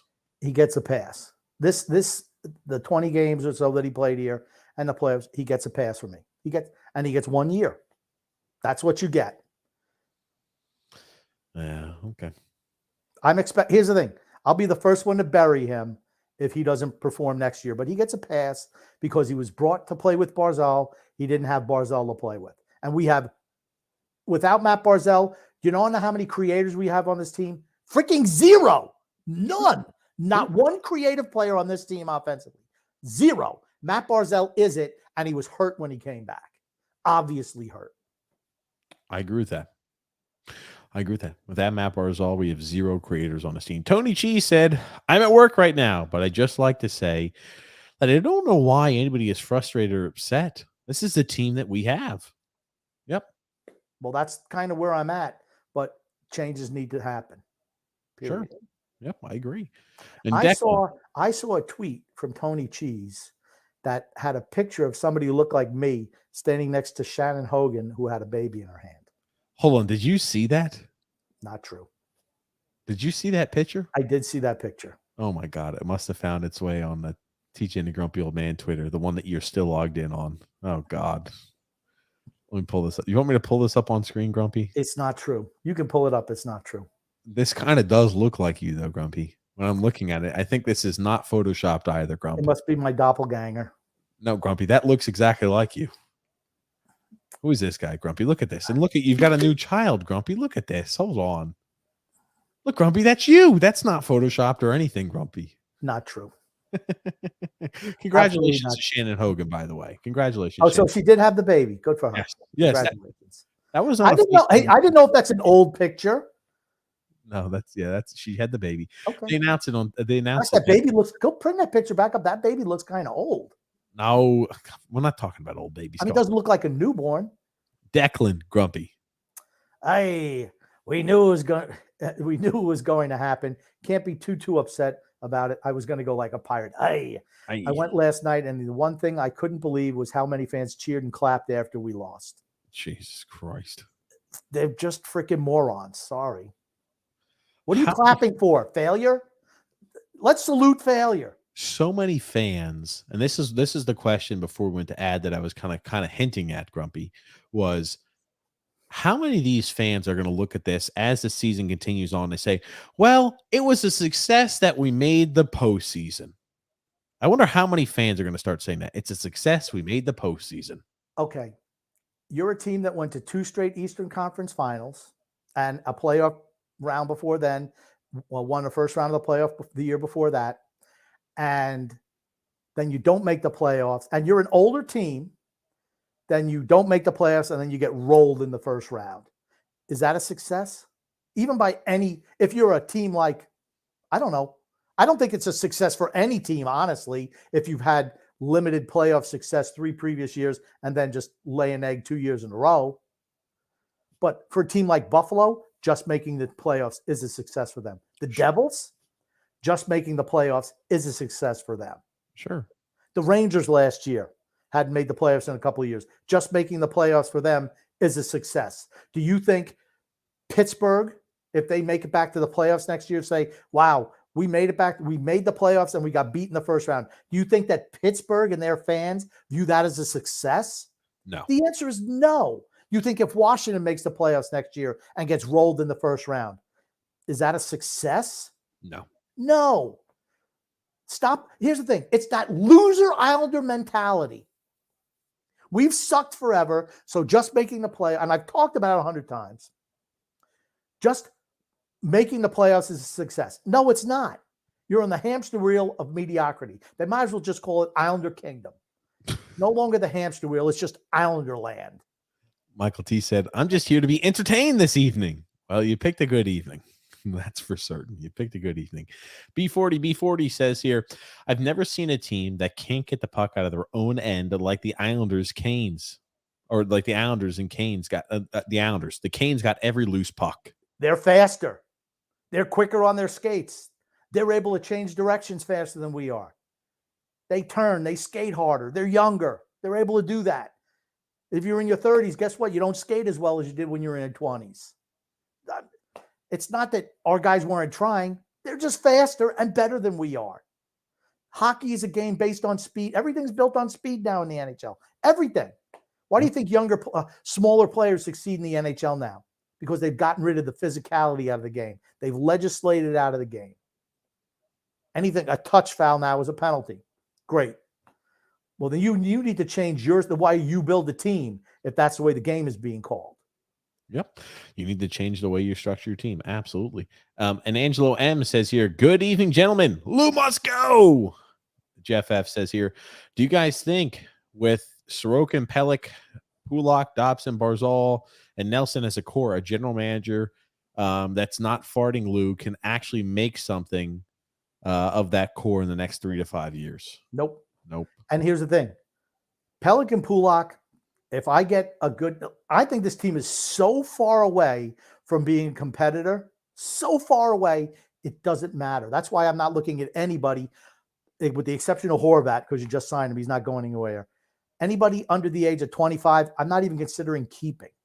That's how far away we are. Sorokin, yes, he's a goaltender. He's 27, whatever he is. Pelech and Pulak, you give me a good enough deal where I can get a couple of first-round picks, they're going.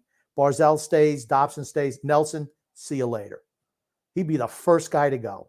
First guy. And not because I don't think he's a good player. He's been really good for us the last number of years. You can get a lot for him. I don't even think he has a no trade clause. Nelson has a modified no trade clause. Okay, so you can move him.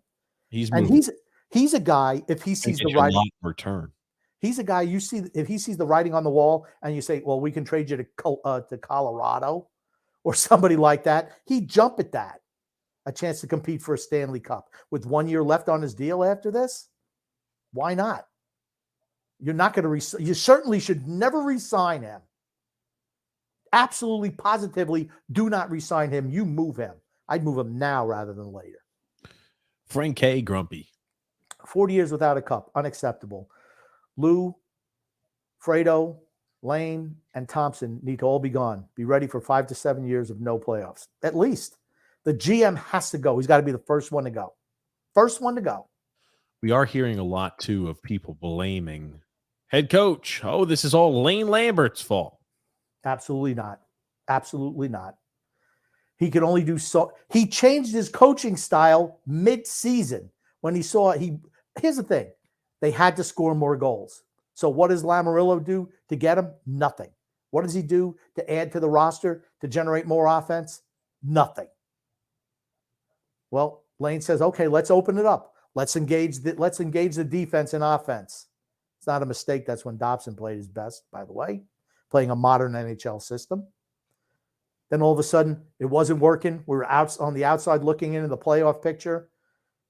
Let's go back to the old grinded out style. Most coaches wouldn't do that. They'd just be the slave to their system and say, well, we need new players. He was in no danger of getting fired after a year. I don't think Lamoriello gets another coaching hire with this team. Could you imagine? I don't think he gets another coaching hire with this team. Could you? Yeah, I was about to say. And could you imagine what type of coach would say, yeah, sign me up for that? We've gone through 2 different head coaches the last 2 years.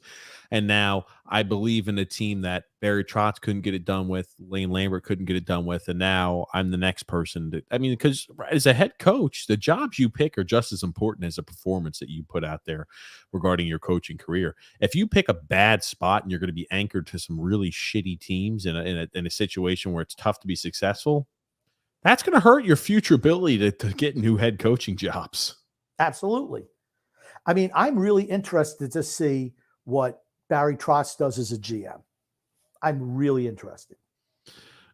If he's gonna sign all the old guys up, I'm interested to see what he does. I don't know what he's going to do. I want to see what he does.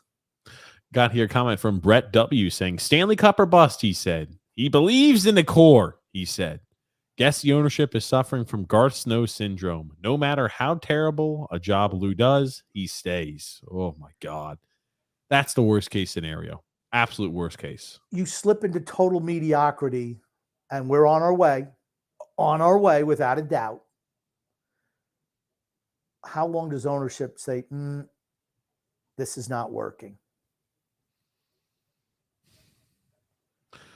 I don't know that. I can't believe they haven't. I can't believe they haven't thought about moving him already. People keep saying, well, the reason they don't want to commit, and I see this excuse a lot or this rationale a lot, they don't want to go ahead and go into a rebuild because they just sunk $1 billion building this arena and they want to make sure they can get their return upon their investment. And as my response always is, if you are here to be a legitimate owner, you also care about what your team does year 1, 2, 3, 4, 5. Also, what they're doing 10 years from now, 15 years from now, 20 years from now. It is completely asinine to think that these people who bought a freaking team, sunk all this money in, are only looking at the return upon investment for a 1 or 2 year time frame and not concerned about their long-term profit. You're freaking lost your mind if you think that long-term, if these people actually care about the success of the Islanders, they're not concerned about the team's long-term success, right? If they're not concerned about the team's long-term success, they're just the property brothers, which is even a worse scenario. So don't try to sell me that line of bullshit that, hey, the ownership needs to go ahead and make sure they recoup some of that money they put in. So we need to make the postseason for the first 2 or 3 years and then be fucking miserable for the next 7. Long story short, if your product is miserable, no one is showing up. Correct. No one is showing up. So no one's going to come. I mean, so you built that arena, big deal. No one is showing up in the regular season and you're not making the playoffs. You're not making the playoffs anymore anyway. It's over. You had your 2 games in the playoffs, which is, I told you what it was going to be. Oh, it was 3 games. I'm sorry. I was wrong. It was 3 games. I thought it was going to be 2. 3 games in the playoffs. That's it. Don't expect to see playoff hockey at UBS Arena for the next, I don't know, 5, 6 years. We're a long ways off. We're a long ways off. We're light years behind other teams. We're like Washington and Pittsburgh with less talent. They didn't make the playoffs this year. If we didn't have the goalie we had, we weren't making playoffs this year. We're in the same boat as they are. Those are just facts. Emmanuel R. says here, good evening, gents. We know who the MVP is. Who is the least valuable player? My pick is Anders Lee. Every line he's on, he struggles. I'm sorry. He's a one-trick pony. Stands in front of the net, deflects pucks. That's why the power play doesn't work. You got two guys who do the same thing. Two guys do the exact same thing. No movement. Tough to move the puck with three guys when only two of them can pass the puck, Dobson and Barzell. It's not what Nelson does well. You got two guys who just stand in front of the goalie. Can't have that. Is it Lee? I don't know. You could name it. They're all the same. They're all the same. Maybe Bailey, right? Bailey's got to be the least valuable player. That's why he doesn't play. Bailey Bailey's doesn't got to even be the least play valuable anymore. player this year. Bailey doesn't even play anymore. He's not. Forget Bailey. He's done.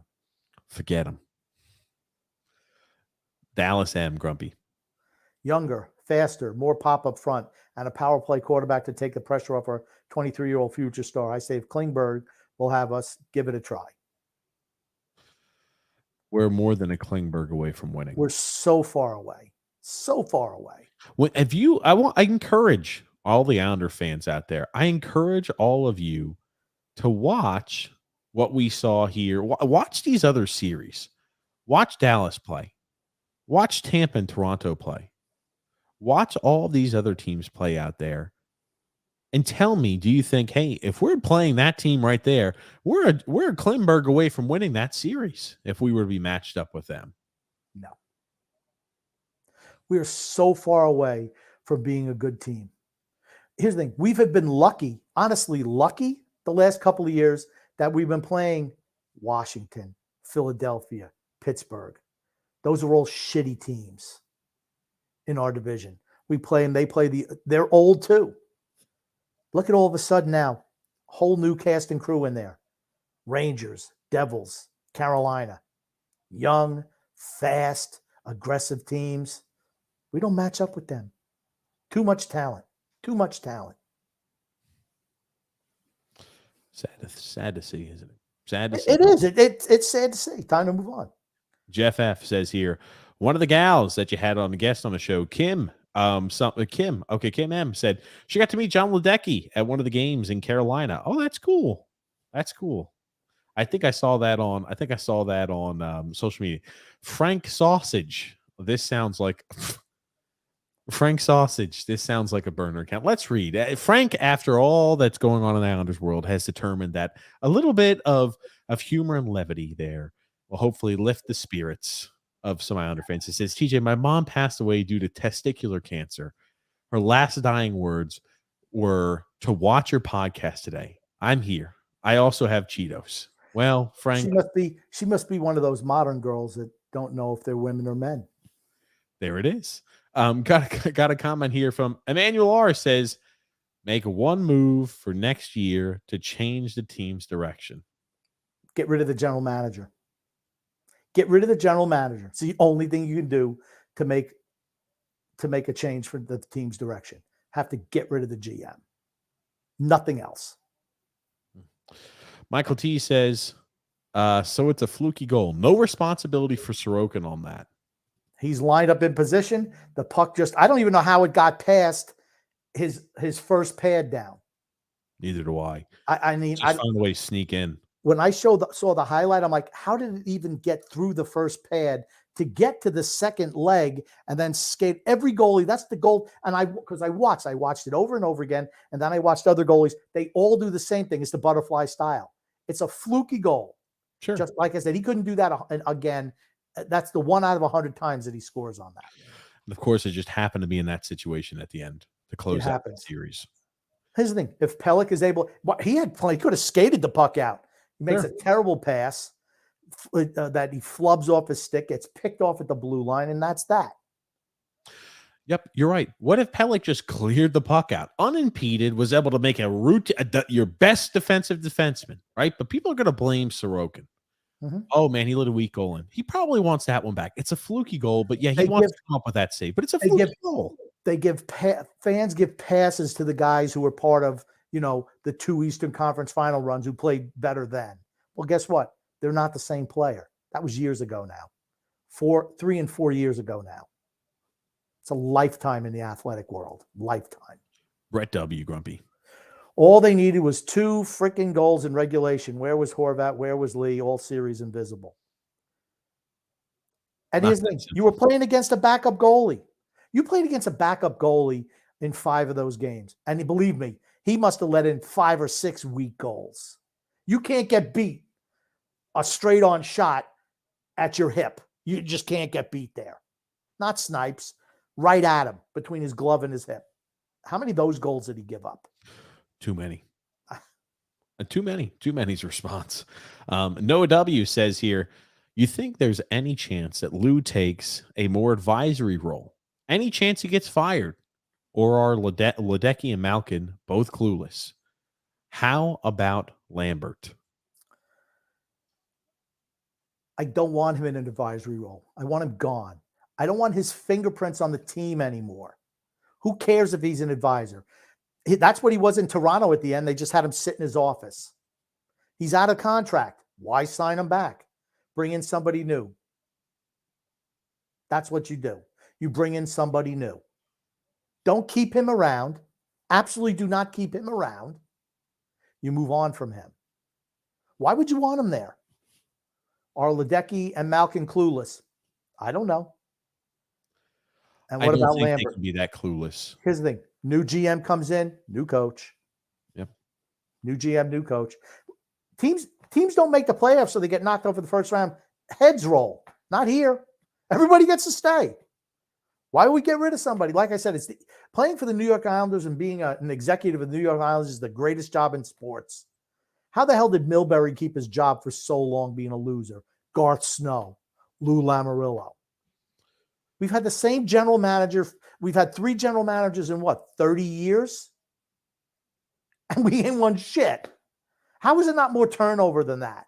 How many coaches did we have over that time frame? 5? Over 30 years? Never won anything? How is it possible? How does Jack Capuano keep a job for that long? Like I said, Garth Snow, Jack Capuano, Doug Waite. They never won anything. One playoff series. You see these other teams, they lose, they don't make the playoffs. Man, heads roll next day, everybody out. They're serious about winning. They're serious about winning. Are the Islanders serious about winning? I don't know. I hope so. More serious than they've been in the past, but I hope they're as serious as other franchises. This is the chance where you have a chance. This is where you can put your money where your mouth is. Sometimes I feel like the fans are more serious about winning than upper management. I know we are. I guarantee you we are. For certain. Yeah, absolutely we are. I don't know. It's just, B40 says, dark times ahead. Absolutely. Well, here's the thing. We've told you for the last couple of years, TJ had a saying, right? The fall from grace is hard and fast. We're there. We told you it was here. So we squeaked into the playoffs, big deal, to get beat by a really banged up Carolina team and with a backup goalie. Wow. Toronto was eliminated Tampa. Toronto just won. John Tavares scored in overtime to advance Toronto for the first time in 19 years that they have advanced past the first round of the postseason. Who was my dark horse Stanley Cup pick at the beginning of the year? Who was it? Toronto. Bingo. Well, it depends, right? If Florida somehow finds a way to beat Boston, Toronto is going to beat Florida. I can promise you that. And then Toronto is going to be in the Eastern Conference Finals. Yep. Do you remember when we said on our show, just not too long ago, I said, I'd rather be the Toronto Maple Leafs right now than the New York Islanders. Absolutely. And people said, you'd rather be the Toronto Maple Leafs than the Islanders. How could you do that? Number one, they're more entertaining to watch. And I think they had dirty goon tactics Toronto did in this to start the series. They absolutely did.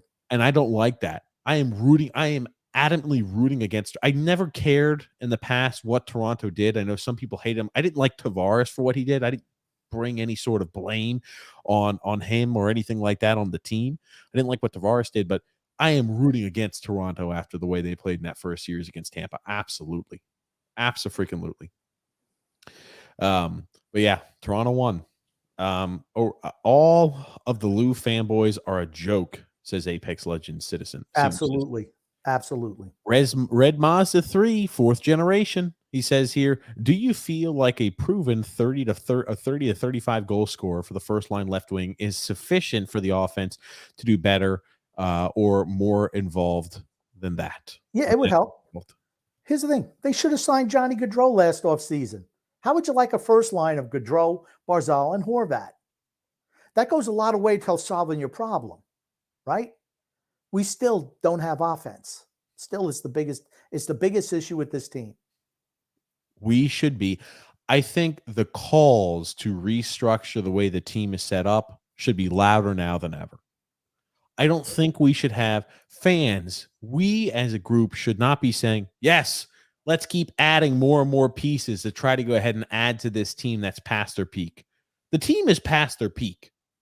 If you think they're not past their peak, you have not been, you are ignoring what your eyes are telling you, what your brain's been telling you for the last 2 years, and you're thinking with your heart. You've got to separate your heart from your brain. Yep. Absolutely. Brett W. Grumpy. I get it. Carolina is better than us, but yesterday specifically, we needed 2 goals to win the game. Couldn't get it done. That doesn't fall on Lane, in my opinion. It's on Lou for never bringing in top 6 forward. Al Arbor couldn't take this core deep. Okay. Al Arbor was a way better coach. People forget the 1975 team that got to the semifinals was kind of like this team. Not super talented. Had a couple of guys. I think Potvin was there. But he was young. They were young guys, right? But they still had veteran like Duran, Parisi, Eddie Westfall was still on the team. I mean, they had some older guys, but Nystrom was there, Gary Howitt, Jerry Hart. I mean, so we had some veterans, but Carolina's better. We're just not good enough. Until all the fans should have that realization. Guess what? We're not good enough. You couldn't beat an injury depleted team that had 2 forwards get knocked out in the series and was missing their top 2, probably their 2 top goal scorers. I know Pacioretty only played a few games, but they were counting on him all year. Sure. And Svechnikov was their leading goal scorer this year. Sure. I missed them just before the playoffs. And then Teravainen, who's a fantastic 2-way forward. And then Drury. And you still can't beat that team? And who had a backup goalie? That's why, we needed 2 goals. They had their starter in yesterday, not the backup. Yep. They played their starter yesterday, and he played well. Nothing he could adopt. I mean, that was a snipe by Cal Clutterbuck. Absolutely. Nothing at all that he could have done to stop that. Absolutely. Fantastic. Cal Clutterbuck does that off-foot shot that he does so famously, and he picked the spot, and it was a great goal by Cal Clutterbuck. Absolutely. But the unfortunate thing is the guys that you pay and the guys that you want to see offensive, it's always been the problem with the Islanders. The guys who are at the top and the guys who are top 6 do not perform, do not score. You got one guy who's a creator on the whole team. How long have I been saying that? One guy who can create offense. One guy. Everything else is we get in there, we have somebody crash the net, we just throw the puck at the net. You know, it's like chaos. That's right. You know what it was like? You remember those old hockey games where you have the rods and you push the guys and you get the puck in the corner and you try to pass it out and then you jam the guy in there to ram it past the goalie? That's the Islanders offense. It's the old hockey game with the rods. You make a pass from the wing, throw it into center and try to jam the center into the goalie and shove the puck in. That's the Islander offense. That's it. Christ. That's the Islander offense. That's it. That is our offense. Michael T said the team shouldn't rely on Sorokin to make every save. Absolutely not. But you have to admit the goal was absolutely horrible for a goaltender that's supposed to be such as a high caliber as Sorokin. How many weak ass goals did Vasilevsky let in this playoff series? A guy who's a world beater. Shesterkin too. Best goalies in the world.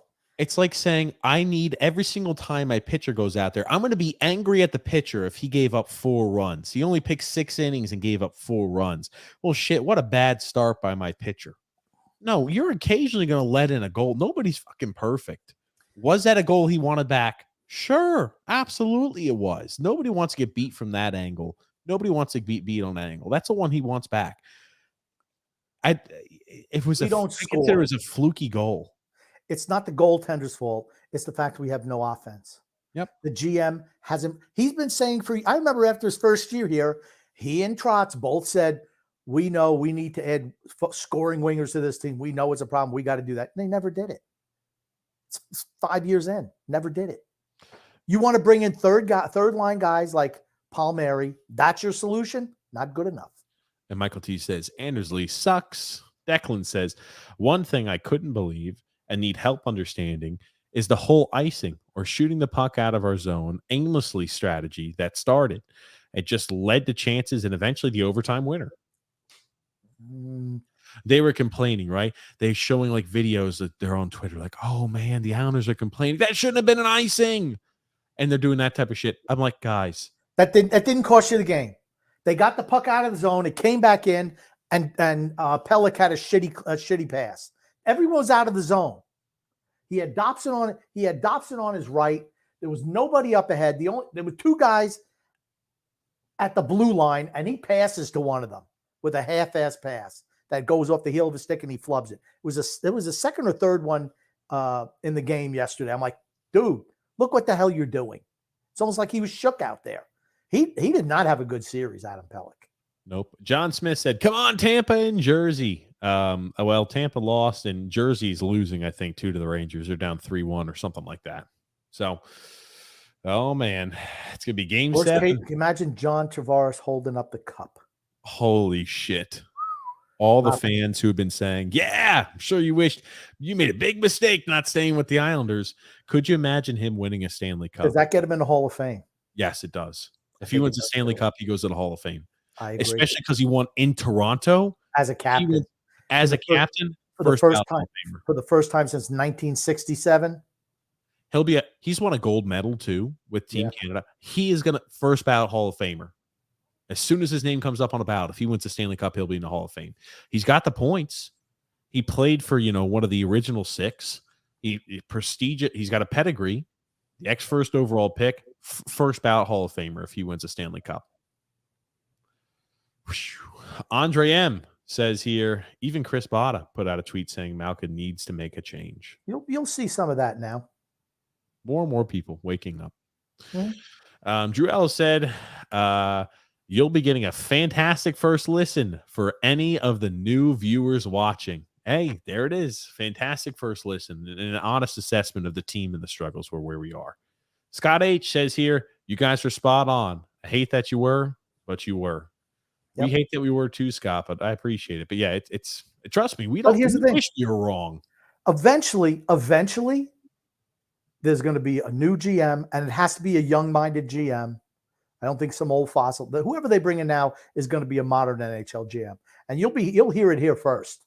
I love prospects. I love the draft. I love that stuff. I love seeing guys develop and become good players from when they're young age.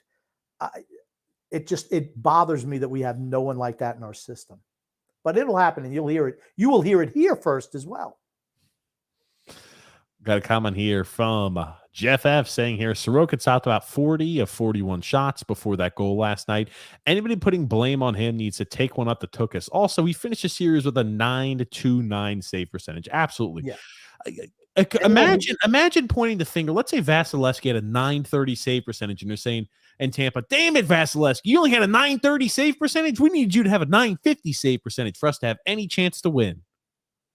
A 930 save percentage is freaking spectacular. Yep. Spectacular. John Smith said the Kevin Kurtz piece was really good. He gets it. I haven't read that yet, but I'll have to read it. Thanks for the update there, John. We'll look at it too. It's got the John Smith stamp of approval.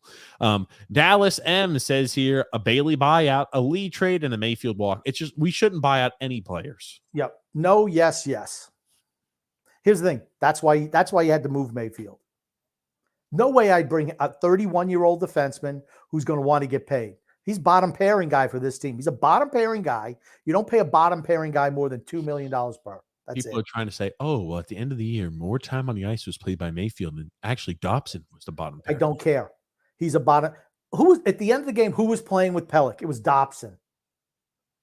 It was Dobson. Those are the two best defensemen they have on the team. You know how I know? Lane put them both out there together in the big moments. It was Dobson and Adam Pellick. Those are the two guys who he thinks are the two best. Period. And he's right. They are the two best defensemen. Drew L says, run it back with the same Rasta. There it is. Lou Lamoriello. Declan says here, and everyone is now saying only re-sign Engvald, Wallstrom, and Fashing, and let the others walk. Where were these people during the season? Now we're getting nothing for the guys that leave. Wallstrom is an RFA. He's not going anywhere. You don't need to worry about that. Engvall, I'd give him a cut rate deal. If you want to stay 2 years, $2.5 million per, that's it. Take it or leave it. What's his market going to be? He's going to get paid out the ass. He's going to get overpaid. See you later. See, that's where you don't make another mistake. Yep. He's going to get overpaid because the free agent market is so barren this offseason. He's one of the top tier guys. He had a good regular season with us since He didn't. He was a half a game a points scorer. That's not lighting it up for us. I didn't say he was lighting up. He good. Hudson Fashing had the same amount of points that he did. Stop. He's not that good. He's a day 3 guy. When all the big names sign and then the second tier, he's the guy who signs later in the year. He won't be who wants Pierre Engvall? If we re-sign him, it's another mistake. Get ready to hear that. Another freaking mistake. Yeah. Mario says here, personally speaking, I saw the great Al Arbor take an inferior team and beat 2-time Stanley Cup champions coached by the greatest head coach in the history of the NHL on his way to the Eastern Conference Finals. To me, make it to the Eastern Conference Finals means nothing. Been there, done that. The only thing that matters is the Stanley Cup. 100% agree. And that's just what I was talking about with what Arbor did previously. I just want to say one thing.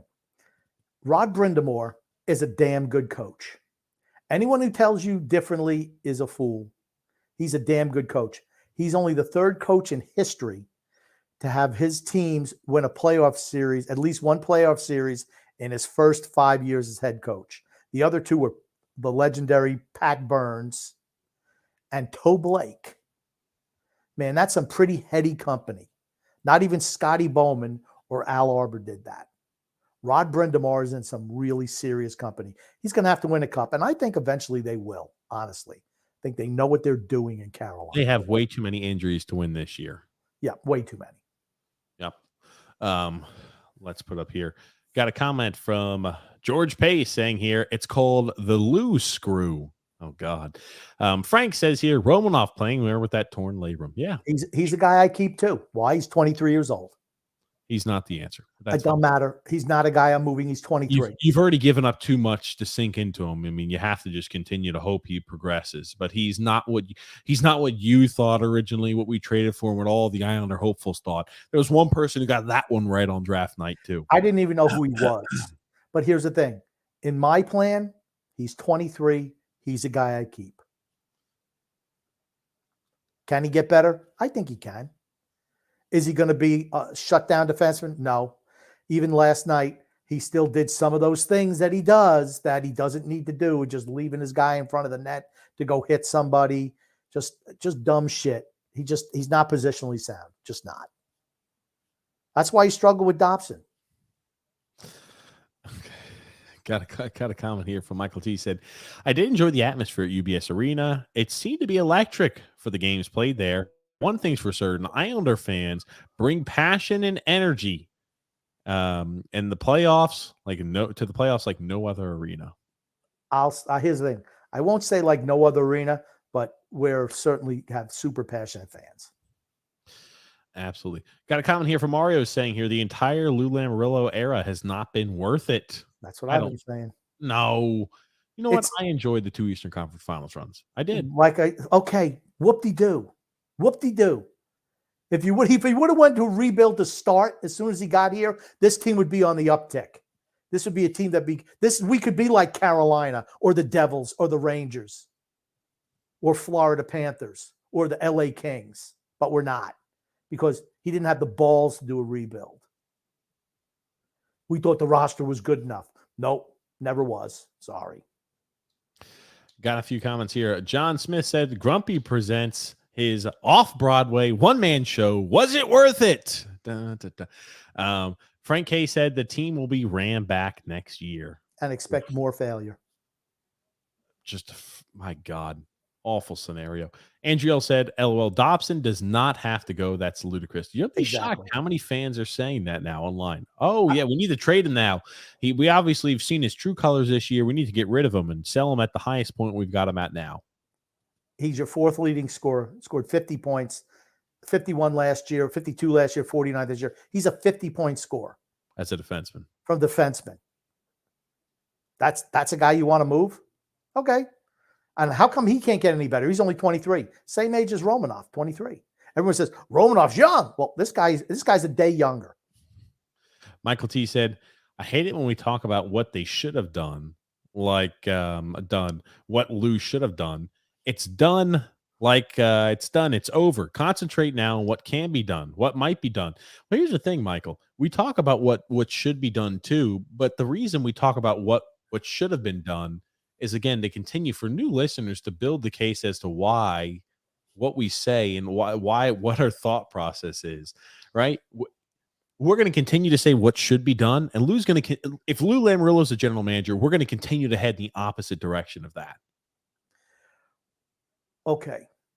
We keep on talking what Lou should have done. Here's the thing. We were talking about what Lou should do last year. Before it. Yes. As the trade deadline was coming, we said this is what he should do. He didn't do it. So I'm calling his ass out on it.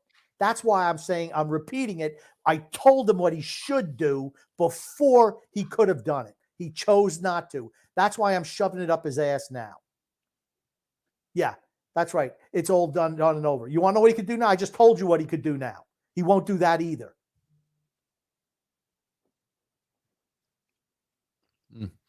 Got to come here from Declan, Grumpy. Grump, come on. Are you crazy? Why would we ever consider trading an elite goalie who plays 20 games a season? Wow, that's out of nowhere. Yeah, that's the ridiculous. Yeah. Where'd that come from? Okay, you didn't answer the question, bro. Why not? What do you mean you didn't consider it? What do you mean you didn't consider it? Why not? What kind of GM are you who doesn't consider moving a backup who could get you assets going forward? That says more about you than it does about the question. It was never consideration. Maybe we need somebody. Maybe it's an echo chamber where Lou Lamoriello is. Maybe he's got nobody biting back on him saying, dude, why are you not doing that? You got your head up your ass. Beaky the buzzard. Beaky the fucking buzzard. My God. Got a comment here. AJ Piazza said, we traded away a third-round pick in the 2024 NHL draft for Engvald. Our 2023 third-round pick was part of the Andrew Ladd trade. Engvald trade, I think, was a wash. They should have traded Mayfield, especially Varlamov. They could have gotten back multiple assets. Absolutely. And not pissed away any assets to get Bo Horvat. You sign him if you want him that bad, pay for him in the offseason. If he doesn't sign here, he doesn't sign here. So what? Get Jeff somebody else. Jeff Sobel, grumpy old man. I will say this about Carolina. If two of the three, or all three were healthy, Svechnikov, Pacioretty, and Teravainen, team would have lost the series in 5 games. It would have been a sweep. And perhaps no games going to overtime. Nope. Islanders were mainly healthy, and Carolina did not have their full team. And just weren't good enough. If Carolina was healthy, that's a sweep. That's a sweep. No doubt in my mind. We don't beat them 1 game. Yep. Got a comment here from Frank Sausage saying, are these questions rhetorical? Because I'm having a hard time keeping up with my answers. So far, it's yes, no, yes, and not sure whether it was worth it or not, Grumpy. Frank Sausage, unsure of the certainty. By the way, all the answers were no to that test. Oh, Frank, I think you only scored about a 70% then. Oh, I Frank, think try better next time. Oh, try better next time, Frank. Declan Grumpy. I don't care if we aren't able to move our 40-year-olds. I don't care. Durando, Ishikov, heck, maybe even Maggio. My God. People are now saying Maggio should be in the lineup next year. It's that type of shit already. Now it's like, Christ almighty. Okay. Maggio, please stop. Wake up. Durando. No. Durando is a bottom line player, 4th line player. Ishikov, maybe a second liner. Never going to get it. He's first of all, he ain't going to get a shot on this team. And Maggio, forget about it. No, Forget about him, Maggio's. I'll tell you this too. Maggio's still okay. He's playing as still a playing junior 20-year-old hockey. and 17-year-olds and juniors. We have no idea what that guy could do. He needs at least 2, maybe 3 years for it before we even know maybe he has a chance to crack the lineup. Do you remember last year's hero of the people who was going to set the world on fire? William Dufour. What did we say about William Dufour? Can't skate. Can't skate. Guess what? He's got great vision. He's got great hockey sense. He can pass the puck. He can shoot the puck. He can't skate. He cannot skate. He came up, played a couple games with the Islanders. He made Anders Lee look fast. He can't skate. Unless he improves his skating, he's never going to make it. He needs to be a better skater. He is a well below average skater. No. We don't have anyone. We had one guy, Atu Ratu. And here's the thing. We probably overvalued him too. He looked good when he played with us. He can't even crack the lineup in Vancouver, a shitty Vancouver team. He plays in the minors. What does it tell you? We don't have anyone who's worth anything in the minors. No one. Got a comment here from Scott H. We got a whole bunch of nopes. Obviously, it wasn't worth it. Of course, it wasn't worth it. Mario says here too. Add the Red Wings and the Senators to a list of teams that the Islanders are not better than too, Grumpy, going forward. I'm still not sold on the Red Wings. I think they're a couple of years away. I think we'll be better than the Senators, but the Senators are on the way up too. Absolutely, without a doubt, Senators are on the way up. But I still think we can beat even though the Senators beat us late in the year too. They're another team on the upswing, but I still think we'll probably be better than them next year. Robert Marshall says, of course it wasn't worth it, guys. John Smith says, Barzal only played 3 minutes in the third in game 6. He's hurt. I mean, was it worth it playing Matt Barzal? Maybe they dodged a bullet. Because if he's more injured now, playing in these playoff games that we were never going to win a playoff series, that's a real fail on the part of the organization. Sure. I don't care. Go ahead. I didn't realize he only played 3 minutes in the third period. Yeah, that's what John Smith said. Only played 3 minutes. Grumpy, talking about Detroit. Is that necessary? I figured I'd tell you I've changed teams. I've become a Detroit fan, Grumpy. Oh, people talk about me being a secret Ranger fan, Grumpy. Okay, where do you go? They might actually have legitimate excuse to call me a secret Detroit fan now, Grumpy. So I guess now my colors do bleed red and white. So I guess I'm on the Detroit bandwagon, Grumpy. That's a signed Dominic Hasek helmet that the lovely Paige. Paige got me years ago. So I'm just joking around, of course. PJ used to be a big Dominic Hasek fan. Exactly. Let's see here. Got a comment from Michael D. Grumpy. No, he's saying, Romanov. Loving on my guy, Romanov. Okay, I'm not loving on him, but if you're doing rebuild, you keep a 23-year-old defenseman. Catch that revenge, Grumpy. Well, Brad Treliving, ex-GM of Calgary Flames, come to the New York Islanders. He's unemployed right now. Give him a call.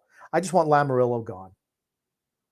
I mean, let me tell you something. He was between a rock and a hard place, having to move guys because they all became free agents at the same time. Had to move guys. And I thought he got a pretty good haul for Tkachuk, who was never signing back there, bringing Huberdeau in. Sure. Even though it did not make the team stronger because, Matt Tkachuk is just one of those guys. But, just somebody new. Somebody who plays like the modern NHL style. Got a comment here from Brett W. saying here, Huberdeau wants out of Calgary. I want out of average Anders Lee. Come on, general manager of the year. Figure out what are the pieces it takes to get this done. We have nothing to offer anyone. That's the thing. We don't have anything to offer any other team to get a high caliber player here. We gave them up for Alexander Romanov and gave them up for Bo Horvat. Yeah, all gone. Sorry, all gone. Robert M. says here, bring back Pekka, Palfi, Yesh, and Parrish, LaPointe on offense, and bring back Webb, Carnes, and Hammerlick. Yeah, I'm sorry. Steve Webb was a forward. Flex Cruz says here the yearly heartbreak of Islanders getting eliminated. I'm not shocked at all. This one was not as bad. This one was nowhere near as bad as the heartbreak. And I'll be honest, Eastern Conference Finals years, that was heartbreak. I was like, oh, fuck. I really thought we had a chance both those years. No, Mario Grumpy. By the way, I didn't see any comments killing Pelech over his turnover that led to the overtime goal for the Kings. Why would they? He's one of the sacred cows of the organization. It's going to be, thank God it wasn't Dobson. Holy shit. I mean, they'd be hanging him in effigy outside of the arena. Yeah. No, I called him out. Yep. And he was terrible. He was terrible the whole series. David R. Grumpy. Time to get Lambert to go rejoin Trotz in Nashville, bring back Laviolette, different system, different viewpoint, less comfort zone with new coaching style. Do you really want to go backwards with Laviolette? I don't want a guy who's happy with veterans playing all the time. I want somebody, I tell you what, Gerard Gallant, I know he's with the Rangers, and I don't think he's the greatest coach, but he's a really good coach for young players. That's the type of guy you need for with the young team. We're not there yet, but we need to get there. Got a comment here from Frank Grumpy. We should get Bertuzzi. He's a free agent. I tell you what, with Boston, he's a fourth line player. For us, he'd probably play on the first line. I think Tyler, he's a playoff player. I even said that at the trade deadline. I said, that's a guy they got who is a freaking bona fide playoff player. I'm just letting you know that. And he has been for them. I watched enough of those Detroit games also to know kind of what he brings to the table. AJ Piazza says here, Sorokin should win the Vezina over Olmark. He's been terrible in the postseason. It's a regular season award. Yep. Frank Sausage said, sign me up for coach. There it is, Frank. We'll sign you up. Sign me up. He said, sign me up, coach. Oh, I'm sorry. Sign me up, coach. I'm ready to play. Declan says here, Lee is so awful. I swear, if he's our captain next year, Barzal should be captain. I don't care if the Canes tied it up. This team had no pushback. Well, all they were doing at the end, and they even mentioned it on the telecast, just icing the puck, just playing defense, no forward push at all, just hoping to win the game 1-0. That's what the Islanders were hoping for. Win a game 1-0. Yeah. And they spent, when you're defending all game long, it wears you out. You're chasing the whole time. Sure. And let's give Carolina credit.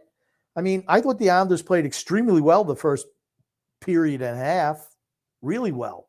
And even after the Aho goal, it took a little bit out of them, but they came back towards the end of the second period. Third period was all one-way traffic. And that's because Carolina, with guys like McEachran, who's a black ace player, just outplayed our guys. Better than us. A lot better. Goon Grumpy. I knew they were finishing, not going to score another goal the second they started playing just defense in the third period and no longer attacking. Yep. There you go. Okay. Aho's pretty damn good, isn't he? Man, he just, I tell you what, on the rush that started the tying goal, he just walked past Horvat. Just walked past. And then Mayfield is playing solid defense. Then he decides, well, I'm going to go try to confront him. He leaves his formation. He goes up. Aho just turns to the left, dumps the puck. Mayfield just scrambled. He's like in the middle of nowhere. All of a sudden, Engvall starts jumping the zone, expecting Nelson to get the puck out. He's nowhere to be found. And then, Aho goes around the back of the net, which they did really, really well this series. Carolina just going back of the net, and they just lost our guys. Palmieri, to his credit, realized it, came back too late getting there, but at least he realized what was happening. Engvall had his thumb up his ass trying to jump the zone, and Mayfield would just dance around in circles out there. It was terrible. Got to hear a comment there saying Barzal was at 50%, was better than most of the old farts on this team this series. I think he was still, I think Palmieri was probably the best forward. He was second best. Even with the injury, second best forward. I'll be honest, man. When he fucking rifled that shot in game 5, I was like, man, I could tell he's starting to get some, even though you could tell he's still playing hurt, you could see he's starting to get some confidence back, even though he's playing hurt. He took some shots in game 6 as well. When he's shooting the puck, that's his biggest weakness. He doesn't shoot the puck enough. He's got one of the best shots on the team. Sure. I mean, it was a nice shot too. Nice save by Freddie Anderson, but it's like, holy shit, he's shooting the puck more. Maybe because he can't skate. It's like, okay, I got to shoot more. Rick Rock says Garth Snow drafted Sorokin, protected Pelech from Vegas, and blamed our piss poor defense on Taves not being available to play for us. Better highlights than Lou. Trot's signing was nullified by Lou. Yes. Bye-bye. Okay. Got a comment here. Robert M is saying here, I'd rather have Matt Martin as the captain. I'd rather have him in the stands watching games. As a hunk. All the ladies love him. Brett W says here, Grumpy, I'm with you, but I can't help it. I'm the president of the Ross Johnston fan club. The rest of the bottom 6 Jags need to meet him. Meet him out back and take their lumps. Holy shit. We love Ross Johnston. Barry Trotz neutered him. They took away all the things that made Ross Johnston be Ross Johnston. Yep. And I think I'm just glad he got paid. Think about it. He's been paid what? By the time his contract is up, he'll be paid $10 million over 8 years. And how many games has he played? Maybe 150. That's a pretty good gig. Free money, man. Free money for him. And he's not taking huge lumps on his body. That's for certain. Nope. Got a comment here. Frank K said, too many sheep believe that we're good. Yeah. It's moronic. It's submoronic. Frank says, when you come to Cheerwine country, you better be ready for a fight. Maybe Frank's in North Carolina or something. Gungun says that's where Cheerwine was invented. That's what he said. Yeah. That's what he said. When you come to Cheerwine country, you better be ready for a fight. I assume he's in North Carolina. Right. Gungun said, Grumpy, I don't believe that you will kick the bucket before the Islanders win another cup. Look at such sad sacks, look at such sad sacks as the Red Sox, the Cubs, the White Sox, heck, even the pre-94 Rangers, who all eventually won. 44 years for the Rangers, 54 years for the Rangers to win a cup. The Red Sox was what, like 90? And the Cubs was what, 95? It's a lot of freaking years. I'm going to tell you what, I ain't living to be 90. Certainly not. If I'm living to be 90, I won't be following the Islanders like I am now. That much I can guarantee you. The hell is to him, Grumpy. If they keep the same group of players together year after year, we'll be struggling to just get in until we aren't. Here's the thing, we're not getting in anymore. All the other teams are getting better. We're getting worse.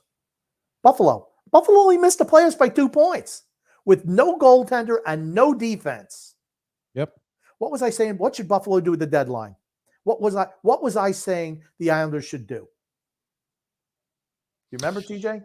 You were saying we should trade away. I'm trying to pull up comments. Okay, Varlamov. What they were trying to do was trade away Varlamov, trade away Scott Mayfield, start trading away guys on expiring deals, like guys like Parise. And when you're doing that, we need to go ahead and to Buffalo in particular. I said Buffalo needed a veteran goaltender, and they needed a solid defensive defenseman. They would have, if we trade him, they would have made the playoffs over us.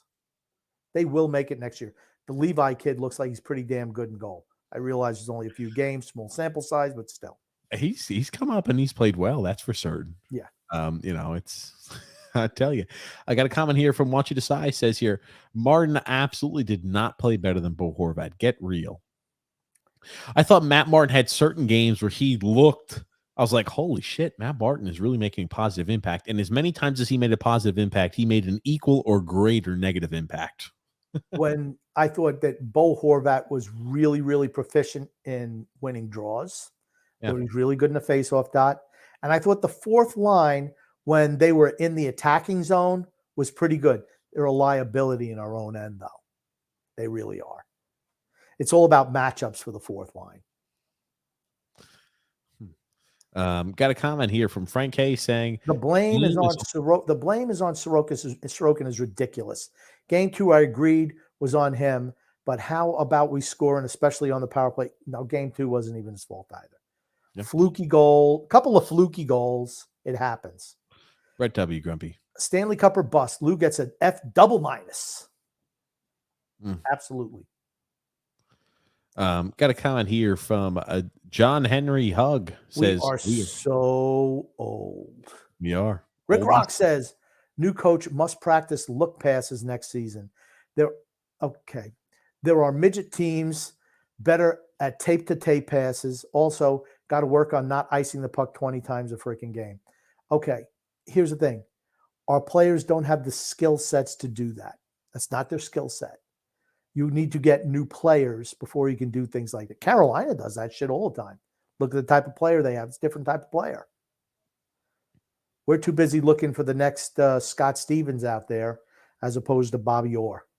I realize that's a ridiculous comment to make, but somebody who can skate and score. Hell, I'd take either one of those guys on our team. Yeah. I'd take either one of those Hall of Famers on the team. No, we're too busy looking for Ken Danico, and other teams are too busy looking for Paul Coffey. There's a difference. Michael B. Grumpy. There's absolutely a power struggle between Lee and Horvat. I don't know about that. Now, that'd be interesting. I'm interested in that now. You've got me thinking, Mike. I want to be thinking about that all off season long. Here's the thing. Bo Horvat should not be the captain of this team. Matt Barzell should be the captain, make Horvat the assistant. I want Matt Barzell as captain. I absolutely do. I do too, Grumpy. Andrew L says, if anyone blames Lane for this, they should have their head examined. Absolutely. Anything now is all on Lou Lamoriello. Even if the coach doesn't perform, that's on Lamoriello because he hired him. Yep. Yeah, I was about to say, here's the thing too with Lou Lamoriello holds all the blame. People are just they're just neglecting the fact that he is the issue here. The fish rots from the freaking head, ladies and gents. It's that simple. Goon Grumpy. Now the Isles have bit the dust. Is rooting for the Devils permissible, especially since they play right next to the bloody Jets and Giants stadium? Yeah, why not? What the heck? I know. Here's the thing. I guarantee you, no Islander fans are they're probably rooting for Boston now over Florida, and they're absolutely rooting for the Devils over the Rangers. The Rangers won tonight, 5-2. Going to be game. The Rangers are winning that series in 7 games, guys. Book that down. It was like, there was some Ranger fan we were talking with last night. Oh, guys, we're going to close them out tomorrow. I'm like, you guys have taken off such a big bite in such a short time frame. The Devils aren't beating the Rangers. The Rangers are winning in Game 7. Rangers are going to beat the Carolina Hurricanes, and they're going to be back in the Eastern Conference Finals against Toronto. I don't know who they're going to be playing. If Florida wins, if Florida beats Boston, I don't know what the hell's going. I still think Boston is a very formidable opponent. I still think that's the team to beat, despite them losing 3 games to Florida, as shocking as that may be. The pressure, again, Boston is a team that struggles when you have an aggressive forechecking team with speed. They're just like us, but way, way better. Way better. The teams, Florida gives them problems. Why? Because they're an aggressive team with an aggressive forecheck, young, fast skaters. It discombobulates their defense. Absolutely does. And Boston's been dinged up too. Krejci's been out. Bergeron's been out. They've had some injuries as well. Got a comment here from Goon saying, will Sorokin call Long Island his long-term home, or will he flee to another location like John Tavares did? And Grumpy did. And Grumpy. Oh, shit. They're lumping you in with John. You and John Tavares are the same, Grump. I never blamed John Tavares for leaving. It never bothered me that he left, honestly. The way he left absolutely bothered me. No. You could. Yeah, no. Okay. That's on the GM. That's on the GM. Once again. It's on both of them. Due to you signing the contract, I want to wait. Nope. See you later. Bye-bye. We'll move you. That's what they should have done. Could have had Marner. First round draft pick. Chose not to. How's that looking now? How's that look? Like a great decision. Was that worth it? And to answer the question of Grumpy, do you think he's gonna fly the coop? Sorokin? Okay. What Lamoriello should do, because I'm just under the assumption Lamoriello is going to be back. He needs to sign Sorokin this offseason to a long-term extension. 8 years, whatever, $7.5, $8 million a year, whatever you got to give him, And then whatever you have left, because I'm sure he's got a budget for, what his goaltending budget should be. And whatever is left is what you give to the backup. But just to say, Varlamov, I want to come back. I'll take a little bit of a haircut, but Okay, we Motherfucker, have, you got a freaking buzz cut. You're shaving your head bald, my friend. let's say the budget for goaltending is what was it, 9 million this year? Let's say it's 10 million next year and going forward. If Sorokin gets 8, you get 2. If he wants 8.5, you get 1.5. If he wants 9, you get 1. That's just the way it goes. I don't think this guy ever holds anybody's feet to the fire. He's just, what are you afraid to have people leave? You know what? That's why you're in cap jail, because you keep on signing just jags, just guys, just a guy. You keep on signing them to long-term extensions when they don't deserve it. B40 said Tavares screwed both the Islanders and the Leafs by signing with the Leafs. Well, I heard his wife made that call. Also heard she was a major See you next Tuesday. Oh gosh. Well, hey, he finished it for them today, so maybe he can get on that path to redemption. He got us in the playoffs. He got us in the playoffs and got us. I still think he fucked us, but I'm not rooting against John Tavares. I still think he fucked us, but I won't root against him. It doesn't bother me that he left. Not at all. Time heals all wounds, I guess. He was a free agent. He determined he was going to go somewhere else. There you go. You know how you stop that? Like what other teams do. You lock a guy up early. If he doesn't want to get locked up, you move him. Snow didn't do that. Watch this side said power play could not be more embarrassing. True. Goon there, Grumpy. In all serious, how does a team improve their power play? There's simply no excuse for the Islanders' power play being as utterly atrocious as it's been for so long. It's the players. How many different coaches have we had? It's the same power play. Different styles. Hiller was a fantastic power play coach when he's in Toronto. Well, it certainly helps when you got those players. We don't have the talent. He's now with the Kings. Hiller's with the Kings as their power play coach, Yeah, I bet you their power play is pretty damn good too. Yeah, he brought us from freaking bottom third of the NHL to mediocre. And that alone was a Herculean effort on his side. Yeah. He was not the reason why they weren't good. It's the players. It's always the players. Yeah, absolutely. Here, got here a comment from Gungun also saying, could Sun-X bring new ideas to the Islanders as their next general manager? Grumpy. No. No for Sun-X doing the right thing. No for Sun-X. No. Thomas Bach, Grumpy. Gents, this is the only forum that is realistic. This fan base is largely unrealistic. I totally agree that is going to get really ugly before it gets better. Next year, we'll see the same team as just played last night. I 100% agree. 100% agree.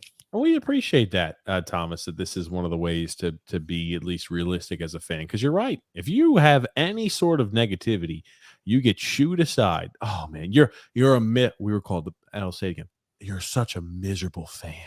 Oh, you're such a miserable fan by our favorite. So what? Here's my question. If some moron ever said that to me, you know what I would say? Dude, a fan is a fan. You know what I think? I think you got your head up your ass fan. That's the type of fan you are. Get your head out of your ass. Do you like the view from up there? That's what I'd ask. Oh, because guess what? Just because we're realists and you're living in fucking fantasy land, hey, Disney World is down in Orlando. You can go fucking visit there. Maybe you should be a Tampa fan.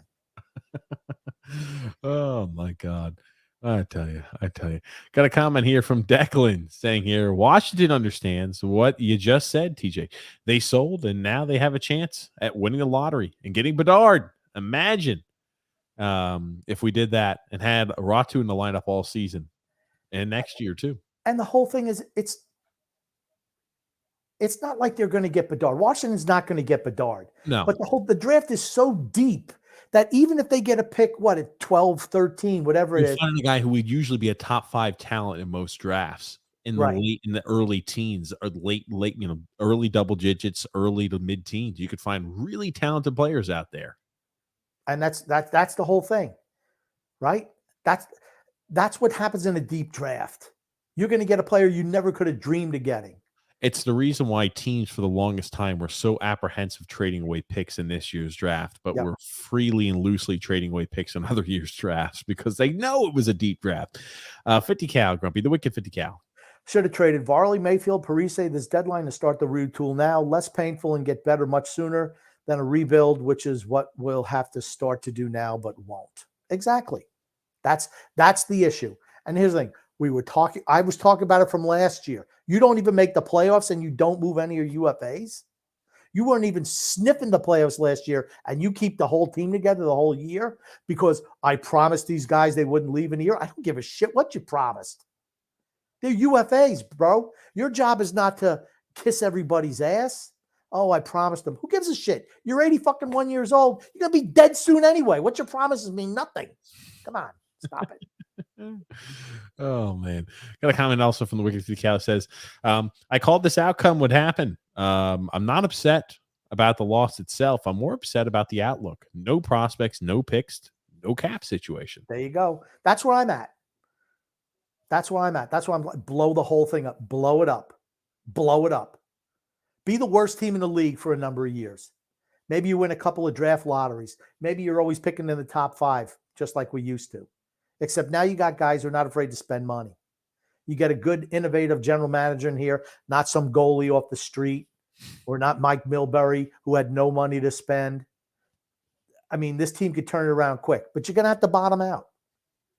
Declan says here, we could have had a few 2s and a 4th or something like that for our UFAs. You would have had more than that. Mayfield would have gotten you a 1st, if not a little more. And I'll tell you one thing, Varlamov would have got you a 1st, if not at least a 2nd. And you know, Parise would have got you a 3rd, probably, for what the experience he had and what he was showing on the ice. I'm probably going to say Parise would have got you maybe a 3rd. What did Colorado give up for Lars Eller from Washington? Because, I mean, and here's the thing, Lars Eller to me is a 3rd-line guy. We could have moved Brock Nelson to Colorado. They needed a 2nd-line center. They would have given us their 1st-round pick and more for him. I mean, tell me Brock Nelson wouldn't look good for them and a young player. Lars Eller was traded for a 2025 2nd-round pick. 2nd-round pick for a 3rd-line guy. Eve L says here, Kevin Kurtz said the Islanders are out of the playoffs. There are many to blame for their failure. This collection of young players isn't good enough, or maybe this coaching staff isn't the right one to bring them along. Okay, you know what he's doing? He's leaving out culprit number 1. The general manager. Lou Lamoriello is the reason why. It's not the coach, it's not the players, it's the GM. Yes. Absolutely, he's been a failure as a GM. Yep. He was what the team needed 5 years ago. He's not anymore. Yep. Absolutely. Again, another lifetime gig. Stop. Ugh, worst case scenario is him stepping down, letting Fredo be the GM. That's worst case scenario. Got a comment here from Gungun saying, are we back to the Capuano era of being satisfied with a mere first round outster? I think a lot of fans are. If you think this year was a success, you're happy being a loser. That's all I have to say. Anyone who says that this year's success is just happy being a loser. That's all. That's all I have to say. I mean, that's a perfect way to put it. I mean, like, because I'm pulling up here. Give me 1 second. Well, here's the thing, though. We're not even going to make the playoffs next year. We won't make the playoffs next year. We're a 500 team. We finished the year 42 wins and 40 losses. Slightly above 500. Slightly above average with a first round ass whooping. I mean, on a team that was really injured. Yeah, that's more to me. That's why it's unacceptable. If this was a Carolina team to where they were 100% healthy and you're like, oh shit, you know, we lost the way we did. Okay, gotcha. You know, they're a better team than us. This is a team that the reason we thought and fans were getting their hopes up is because, oh yeah, they've got so many top forwards out. They lost another 2 top forwards during the series, and we're playing with their backup goalie the whole series. Yeah, the loss is just unacceptable. It's freaking ridiculous. Robert Marshall said here, you're on, TJ. You can thank Ilya Sorokin for firing his pro KHL agent. That's why he's here. I think it's a mixture of both. I think that, you know, you probably fire your agent once you're like, hey, I'm planning on going to the NHL, but he was never going to do that under Gar Snow and Wong and the Islanders Mickey Mouse old franchise. The Wiki 50 Cal said, it's unbelievable. I was arguing with a guy on Twitter about that. Johnny Hockey is definitely a better player than Bo Horvat. Absolutely. I'm sure you can imagine a couple of suspects in mind. I don't know who you were arguing with, the Wiki 50 Cal, but my God. Ugh. Yeah, Johnny Gaudreau's infinitely better than Bo Horvat. I mean, sorry, there's not even a comparison between the two. And here's the thing: this is coming from a Bo Horvat fan. That's me. He's not Johnny Gaudreau. A Bo Horvat fan. I do. I like Bo Horvat. He's a blood and guts guy. I like him. I'm guilty of liking players like that too, just like a lot of fans. I mean, if you had him with Barzal and Gaudreau, that line would hum. That line would hum. That's a really good line. That's a line that I'd put up against any in the league. We got Horvat, Barzal, and Winger Z. Winger Z. Got here a comment. Frank also said, TJ, I feel like you clap when the plane lands. Yes, I do. This almost sounds like Tony Cheese has another burner account or something like that. Frank Sausage. Jesus. PV, grumpy old man. You can't expect to have a good run at the playoffs and have one of the worst power plays, and every year it's getting worse. We don't have any talent. That's why we don't have a good power play. That's why we don't win in the playoffs. That's why we get the shit kicked out of us by teams like Carolina, who are all injured. Panagiotis V. Veros.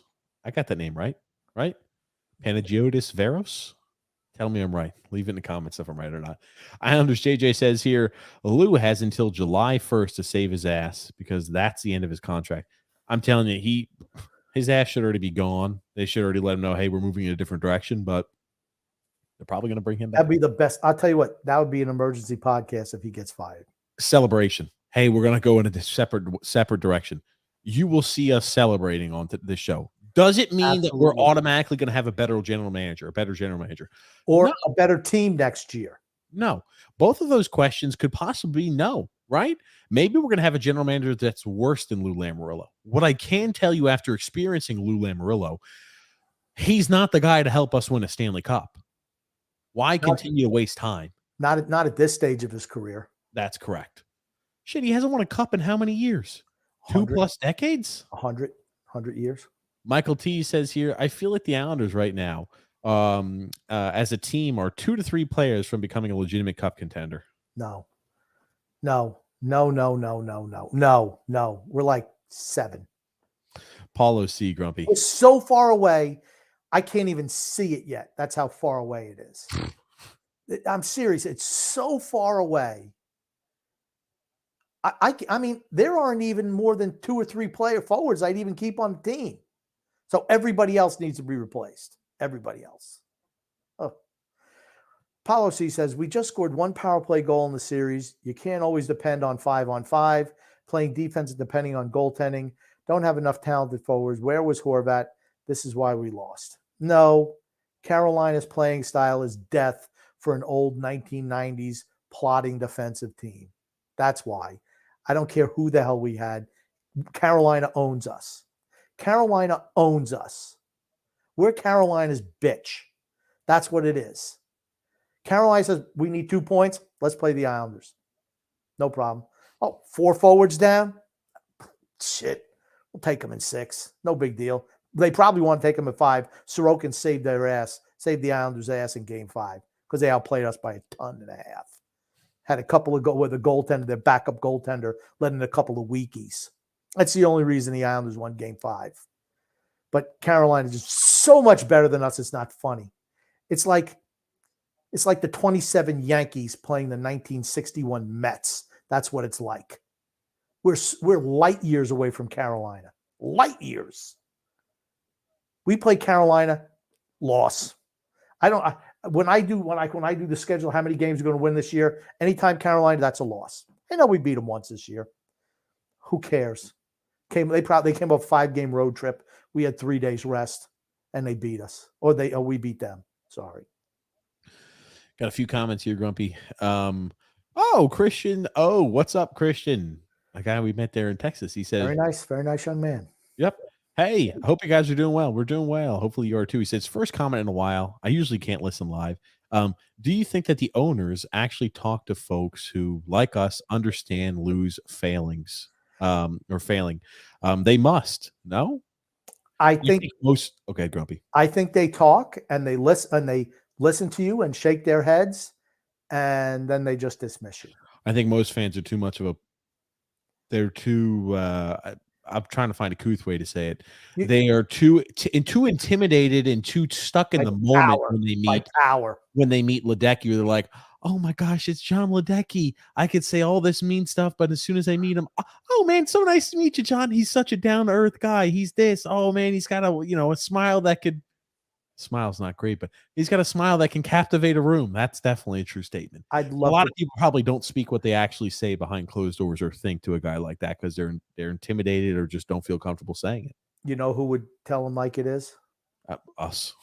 I know I would. I'd say with the smile.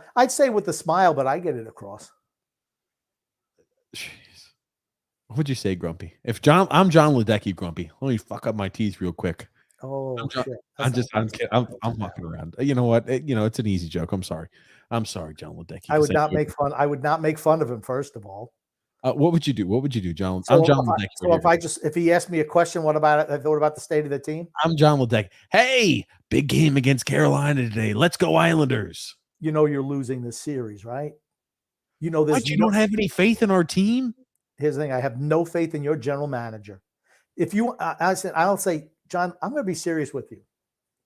I don't know how serious you are about owning this team, but if you're serious, the old man upstairs needs to go.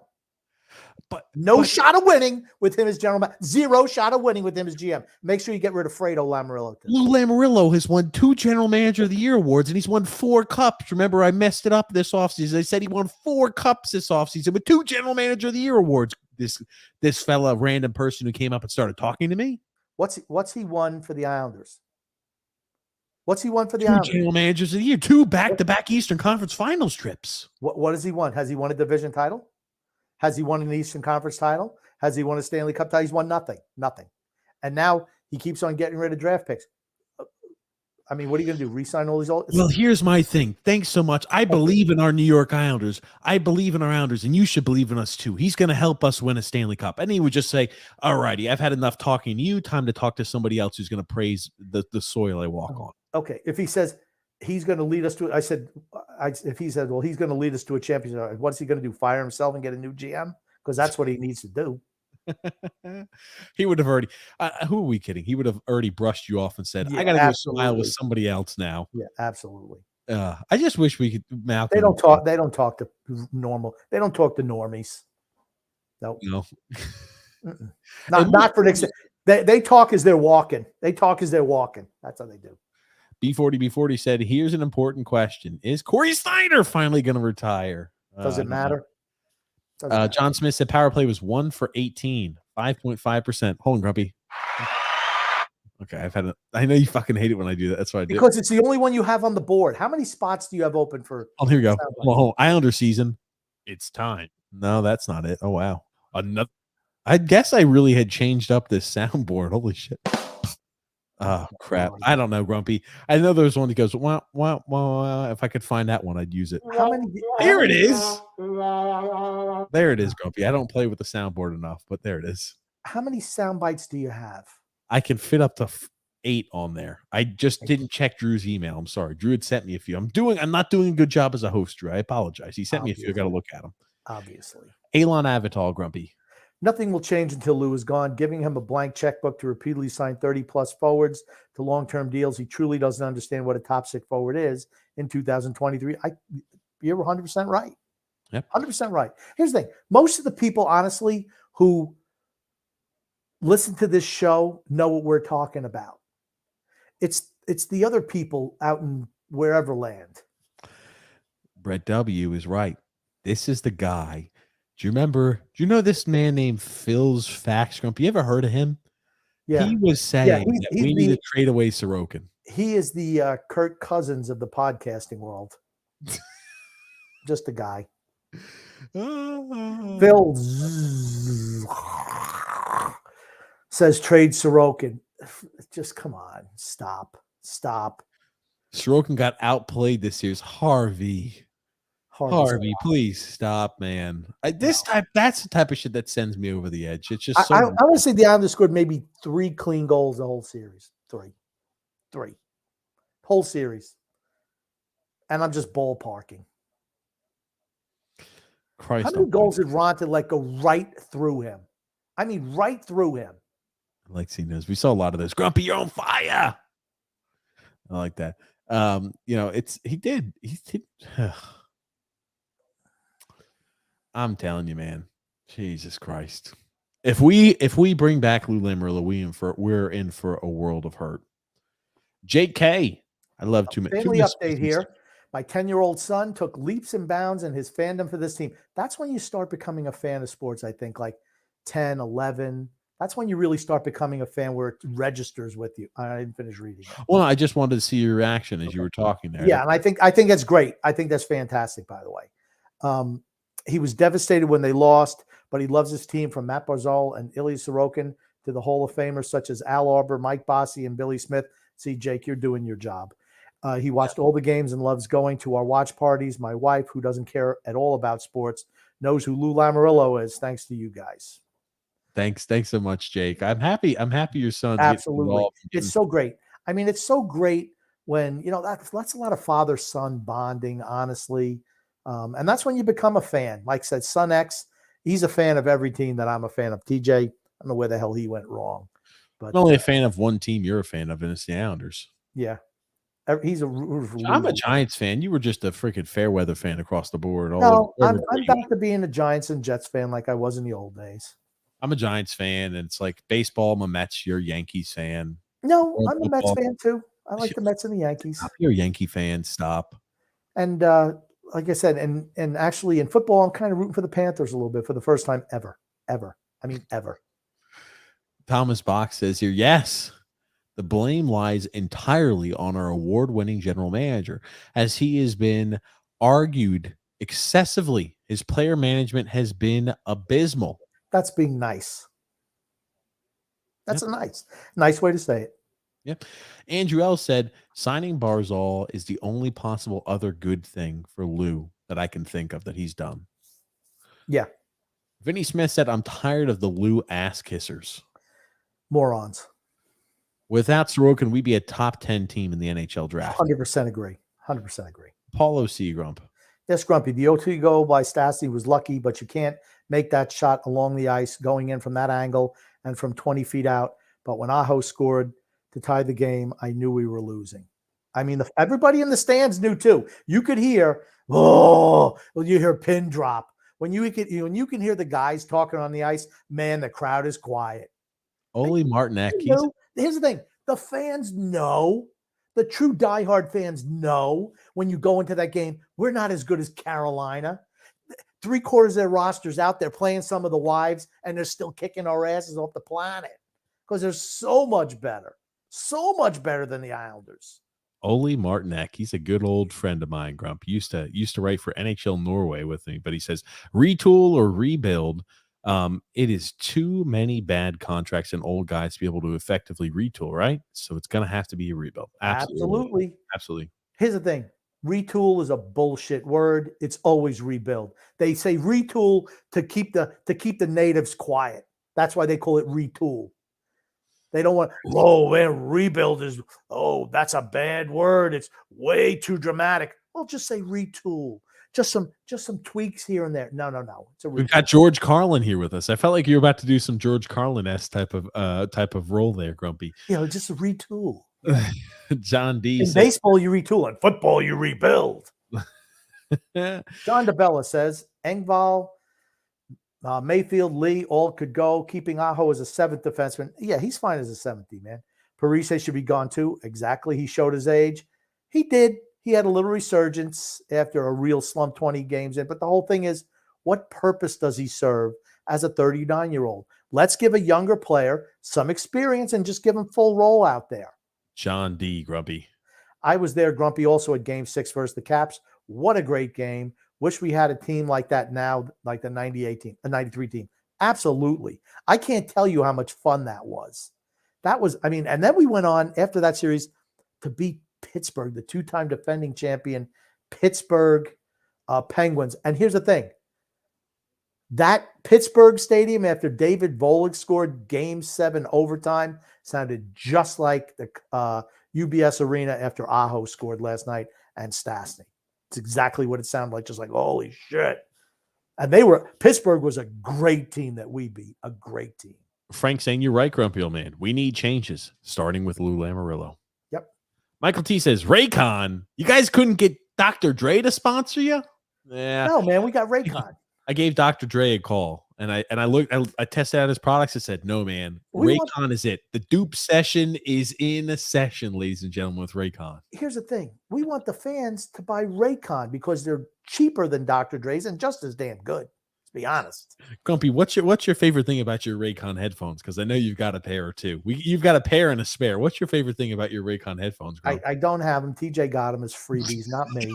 I never get anything on the show.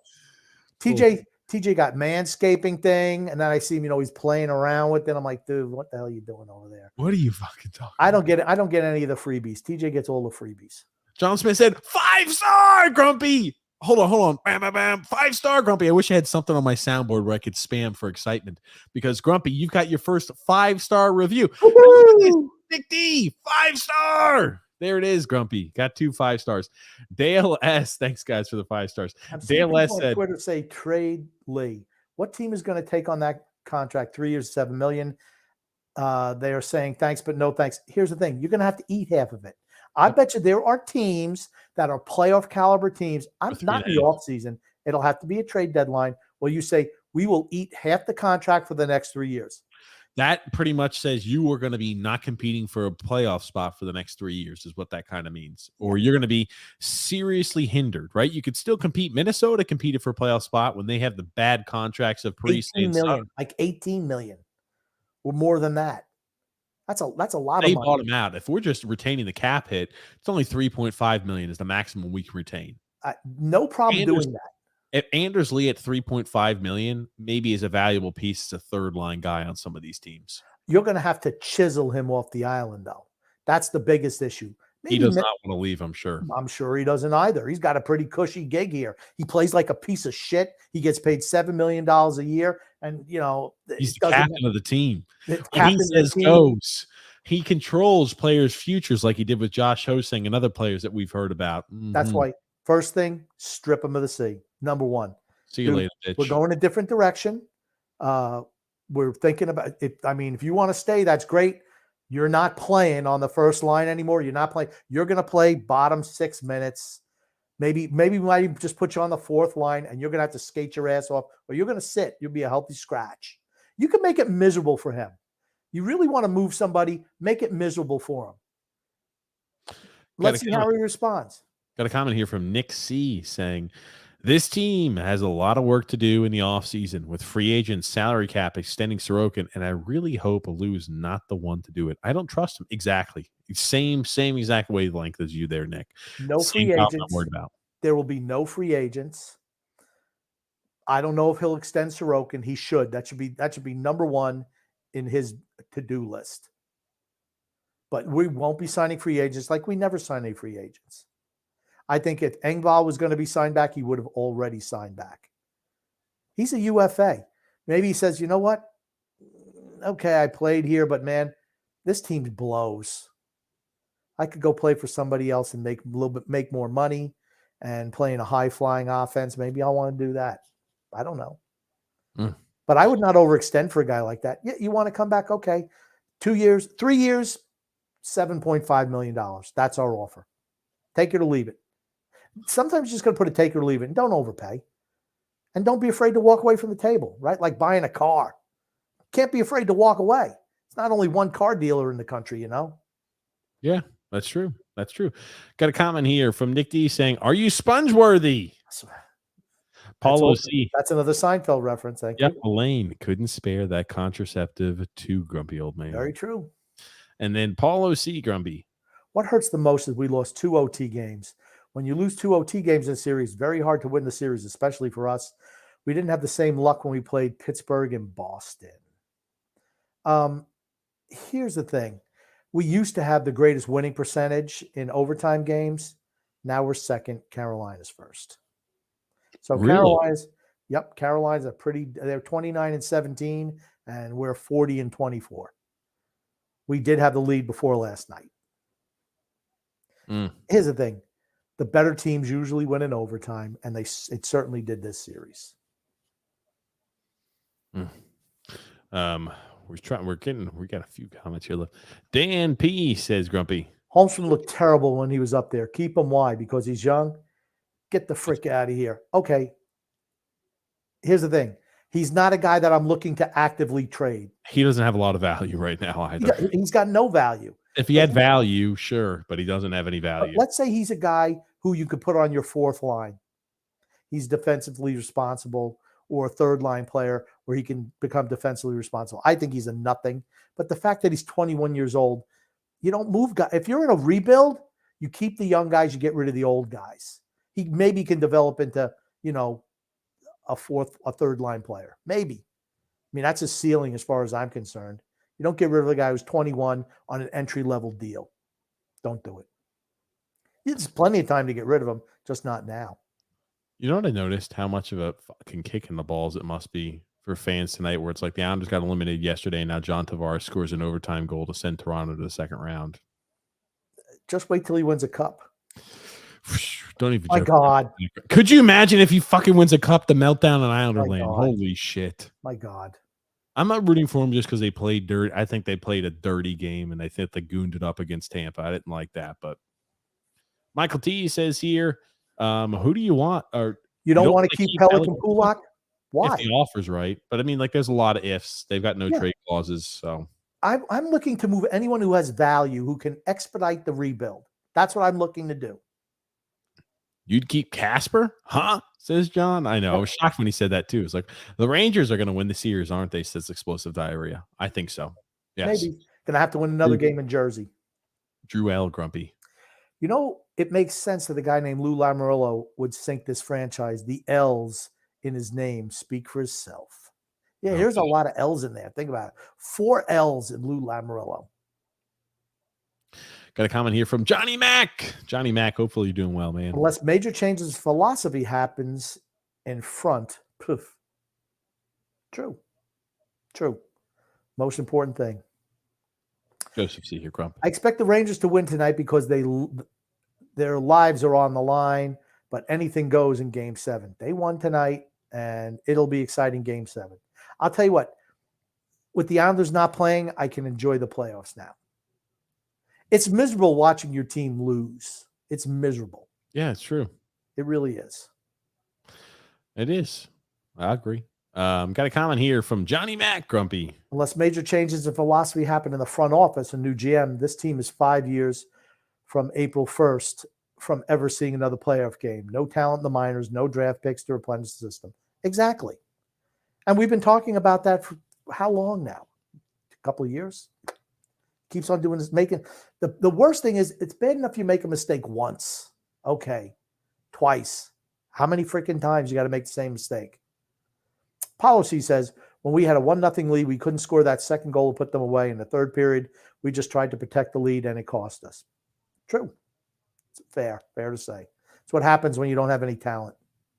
And Barzell playing at 75, I'd say 75%. Got a comment here from Drew. He says, hell, give the captain, give the C to Grumpy. Phil gets an A, and Son X gets an A. Where the hell am I on this list, Drew, by the way? Phil's facts get us an A, and so does this freaking Johnny by Nightly. Freaking Son X goes ahead and gets an A. I'm left here freaking, I don't know, Grumpy. I'm left here. Phil's in the front office crunching useless numbers.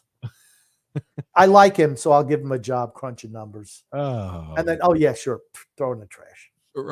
Robert Marshall, Grumpy.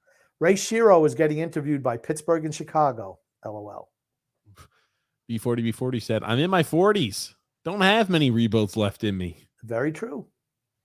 It's even less for Grumpy. Michael T. Grump. Do we want to keep Ross Johnson? He's got no value. What's he got? 2 years left at 1.5? Martin's got 1 year left at 1.5. I mean, they're the same guy. I don't even understand where he signed Johnston back. Made no sense. Just does a lot of stupid shit that makes no sense. Got a comment here from Tarek S. Grumpy. Where do we go from here? We need a puck-moving defenseman badly, but we also need Dobson to take a few steps forward. He was terrible this season. He was not terrible this season. Absolutely not. The partners he had were terrible. He's either playing with Aho or Romanov. Neither one plays defense. Romanov's too busy running around trying to hit somebody, leaving his defensive responsibilities, and Aho just is what he is. We'll talk a lot more about that this offseason. I'm not even going to entertain something like that right now, but Dobson's not the issue. And anyway, we got a few more. We were able to get through. We got a few more comments left. We won't get through all of them, guys. Sorry, but we did a good job getting through a handful of them. That's for certain. And Grumpy Old Man, Mr. B. Mr. B, because you can't pronounce his first name or his last name, so he's just Mr. B. Mr. B. There it is. Hey, Mr. B from Bayou, Mississippi. Shoot, Mr. B. Do you need the services of an experienced aquatic engineer? What are you, a water boy? It's like, what are you, kid? 12, 13? No, I'm 29 years old. I know that guy never got laid. Okay, Mr. B. Any word on underlying injuries for any of the big guns? Okay, we know Romanov has a torn shoulder labrum, put off the surgery to play. Will he be ready by training camp? Hope so. Yeah, I'll tell you what, it's going to be tight. I think he might miss a little bit early, but I think he'll be fine for the start of the season. And Matt Barzell is still hurt. I don't know what it is. Hopefully they didn't put off surgery. I just hope we don't hear that he needed some type of procedure in the offseason, because I'm going to be pissed through the freaking roof if that's the case. Oh, man. Well, let's get. But he's obviously still hurt. I like these ones where it's like Greg Frost said, I saw a flock of pigs fly by my house. I guess the Leafs won tonight. Very good, Greg. Very good. Good. Like it. That's always good. Got a comment here from Mario Grumpy. TJ, I said that about Horvat. He's Pajot 2.0. He's better than Pajot. I used to think he's a better version of Nelson. He is not. At least Nelson can create his own shot. No, Nelson can't create his own shot either. He can't. I think Horvat's a better overall player than Brock Nelson. Brett W says Shannon Hogan is the warden, confirmed. No. That's a question mark. The answer is no. I showed the warden that picture, and she's like, "What the hell is that?" It's one of the typical pictures we get from Tony Cheese. Grumpy, I laughed my ass off when I saw that. I was like, Tony Cheese. There it is. Max Power, Grumpy. She's like, "That's out on the internet." I said, I guess so. Max Power says, "Good evening, fellas. I didn't have too much hope for this postseason, but now it's official. As long as the Rangers and the Leafs go out next, I'm happy with that. Get ready to be disappointed, Max." Hey, remember Armageddon? Hey, prepare the world for disappointment. When they couldn't blow up the asteroid, then Bruce Willis had to sacrifice himself to blow it up. What a films, Grumpy. Grumpy, you're a healthy guy. You can have another kid. Beautiful picture. Grumpy looks so happy. We need a Grumpy Jr. There it is, Grumpy. That is Grumpy Jr. we saw in that picture with Shannon. Oh, Grumpy. I'm shocked you kept it a secret as long as you did from us, but it was a secret to me too. Congratulations, Grumpy. One night. This is sent by Drew. He says this sums up Lou's tenure on Long Island. Oh, wow. Who let the bro cook? Oh man, fuck them picks. Oh God, Lou at every trade deadline and draft day saying fuck them picks. Jeez. Okay. I don't know what the hell that is. Oh, it's oh God, Fredo and Lou doing everything they can to ruin the Islanders. Going to be as dominant as Kobe and Shaq back in the primetime days. Holy shit, man, we're in trouble. If he's going back, we're in trouble. Elon Avatar said Bo Horvat stole 68 million. I'm sorry, Grumpy. Contract will be beyond awful in the next year or two. It's 72 million. No, 8.5. No, 8.5. No, that's 8.5 by 8. Oh, it is 8.5 times 8. You're right. My bad. Everlast. Hey, what's up, Everlast? Man, I remember it running across Everlast. Colorado going to Game 7 against Seattle. Against Seattle. I expect Colorado to win. They really picked their game up last night. Yeah. Dale S. Grumpy. Would you guys trade Nelson? I think you should get a first and a decent prospect. His value will never be higher. Exactly. That's why you move a guy. Here's the thing. By the time the team is good enough to compete again, he won't be here. So you move him, or he'll be 30. He's got 2 more years left on his contract. Next year, another, and he's gone. Or maybe they'll re-sign him. If Lamarillo's here, I know they'll probably re-sign him. He's got to go. Get whatever you can for whatever assets you have. Christ, I'll read some of these comments. Sal P. Grumpy. Nice shirt, Sal. Good evening, fellas. Hold on. What type of shirt does he have, Grumpy? Look got at Sal. Look at what Sal's got. We've had a bad day, but look at what Sal's got. He's the Giga Chad himself. He's got some of the Islanders never say tie merchandise on. He's got a Matty and the Jag shirt, and nothing could be more true than the Matty and the Jag statement and the Matty and the Jags that we see out there every single night. The Giga Chad himself, Sal P. You could find the link in our merchandise store and the link in the description below. I think I linked it in there. Yeah. That's on Etsy. Yeah, it's linked, I think. Go ahead, though, Grumpy. Good evening, fellas. I was at the game last night. What an absolutely horrendous job all in the third period. It's crazy that a large portion of the fan base believe everything is good and that it was a solid effort. Yeah. Okay, and it wasn't good enough against a team that's really banged up. That's the big thing. It's not like, okay, you played the 76 Canadians and you got beat by them 4-2. No. You played a really banged up Carolina team. And it really, to me, I never thought the Islanders had a shot in that series. Not at all. Stuart Jacobson, Grump. They gave us 6 extra games to watch we shouldn't have had. This was inevitable. Exit now or a few weeks from now. There was no cup with this team. That's right. Never going to be.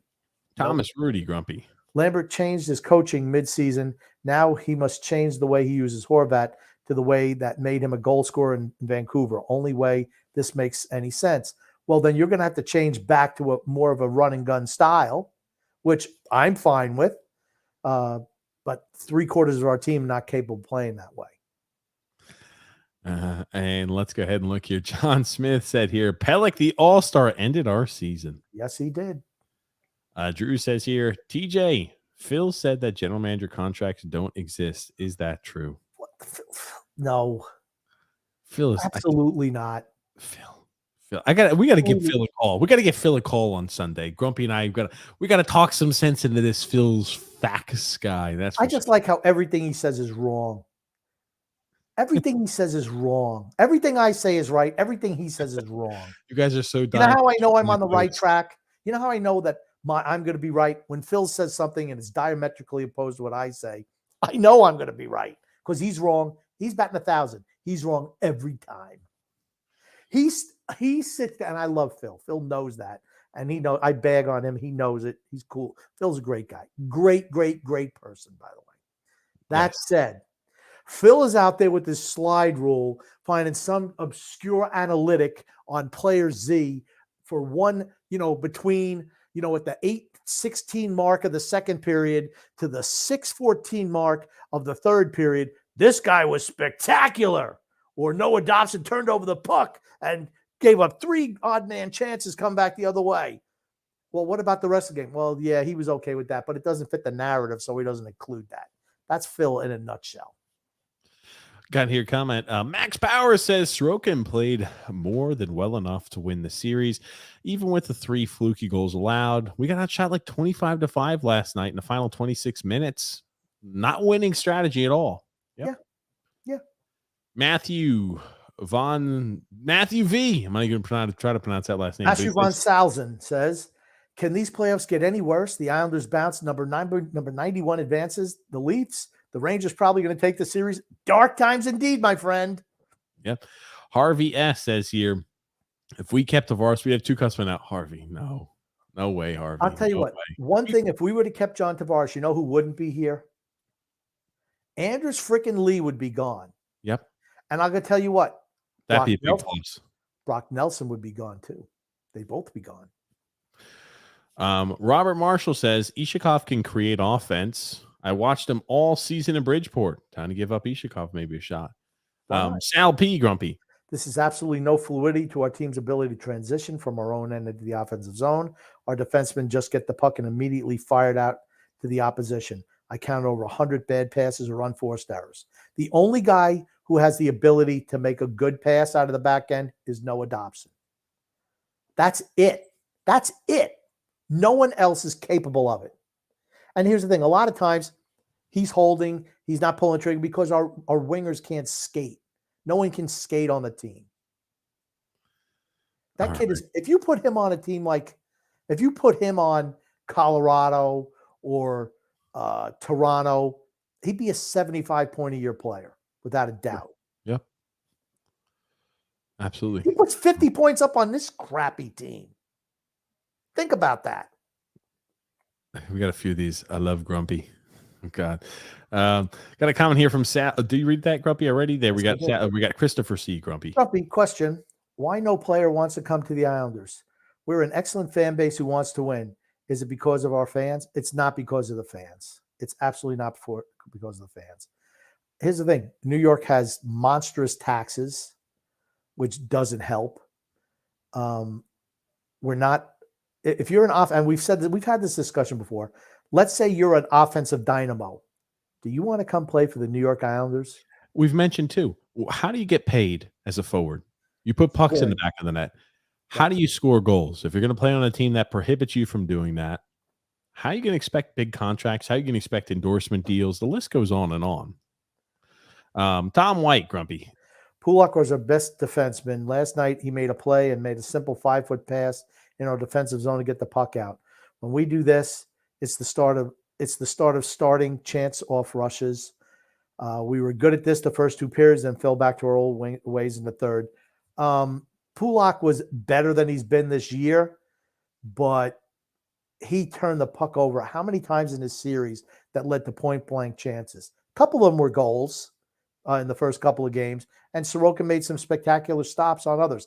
They had to break the pairing up because he and Pellick weren't, they were turning the puck over all the time. Anthony Rizzi, Grumpy. Still pissed. Won't share my comments because I might blow a blood vessel. I'll just listen to all the BS tonight. Man, Anthony, it's okay. Hopefully you were prepared for that. Hopefully you were prepared for it. Yep. Hopefully. I got a comment here from Joseph C. Grump. I said the series was going 7 when it started. Not surprised that shithole Prudential Center will be the place where the series is decided. Talking about the Rangers and Devils. Yep. And then Tony Cheese, Grumpy. Listen, can I just say I'm disgusted by the respect shown to TJ on Twitter? He's absolutely like a hot shot, but they must not know he cuts his hot dogs up and puts them in his ramen noodles. And he eats moldy cheese and clearance meats. And this guy is the Islanders Messiah to these Islander fans on Twitter. Oh, man. I tell you what, I can't go on those things because TJ says the fans just say ridiculous, stupid things. And I said, I couldn't deal with that. I can't. I'm sure, as you can imagine, Grumpy's. I went on one once, and it's chaos. Andy and Phil are on that too. Yeah. It's just chaos. And you know what? I have my own show. I don't need to go anywhere else. Matthew D. Grumpy. Mike, his name is Mike D. Mike from Montreal, first time watching, bringing up homegrown from Bridgeport, new GM, new coaching staff as of yesterday. I agree with you. Sure. But here's the thing. Fredo's going nowhere as long as Papa Lou is in charge. It's the only way he's been able to get a job his whole freaking life is by daddy getting it for him. Alexander says, hey, guys, tuning in late, had dinner with the wife. We're back together. Thank you. Very good for that, Alexander. Good for you. Happy to hear that too, Alexander. And she's about to give birth any day now, guys. Well, hey, congratulations. Part 2. Congratulations. Super excited. Glad you're back with your wife. Super happy. Glad you're having another kid. Super happy for that. Let us know how that turns out, please. Mario Grumpy. Islander fans complain about the Zebras. They should take a look at the Edmonton LA Kings series. McDavis is getting away with murder. 4 hooks that were no calls, and they all lead to goals. Absolutely. Certain guys get. Gretzky did the same freaking thing. The league wants McDavid to win a cup. They want him in the finals. Why? Because he has skill that they want regular fans to watch. How many people watch Edmonton games in the United States? Not too many. They want him to be on national television. They want people to see him. He's super talented. Best player in the league, right? Let's be honest, right? Mm-hmm. He's superhuman effort. He's tremendous. They want eyeballs on the sets when that kid plays. They want to go ahead and push him. I I told you, teams have more talent. Teams that have marquee players get the calls because they want to see those players advance further in the postseason. We don't have any of those players. That simple. Got a comment here from. Do we see here important? Did you read this from Christopher C. Grumpy? No, yeah, we already answered that. I got you. I'm sorry. Again, like I'm reading other comments. That's cool. Sausage, Grumpy needs your advice here. A Nigerian prince called, needs $500 immediate in gift cards. In Walmart gift cards. He will make me part of his royal court, and he can retake the Nigerian throne should I ascend to royalty. I'd probably not do that because I'm cheap and I'm not giving $500 to anybody. Well, let me ask you this, Grumpy. Do you think Frank, if he was, they asked for 500, do you think maybe if he gave him $750 that he would give, maybe the Nigerian prince would put him in an even higher spot into royalty? Maybe going above and beyond might get him in a better situation, Grump. No. I would not get involved with that in any way, shape, or form. Okay. Craig Frost, Grumpy. Lavia needs a job. Would you consider bringing him back? Because Lambert stinks, in my opinion. You know what? You have to ask the question does he want to go with young guys or an old team? Because I think we need a full rebuild. Absolutely need a full rebuild. So if you need a full rebuild, hey, Peter L., are you cool going with a whole bunch of young guys taking some lumps for a few years? Or do you just want to coach a veteran team? Maybe he wants a win, right? Maybe he doesn't want to do a rebuild. Like I said, I mentioned Gerard Gallant earlier, that type of coach who has a history of working well with young players. That's the type of guy that I'd go with. You're doing full rebuild now. We're in full rebuild mode. Rick Rock, Grumpy.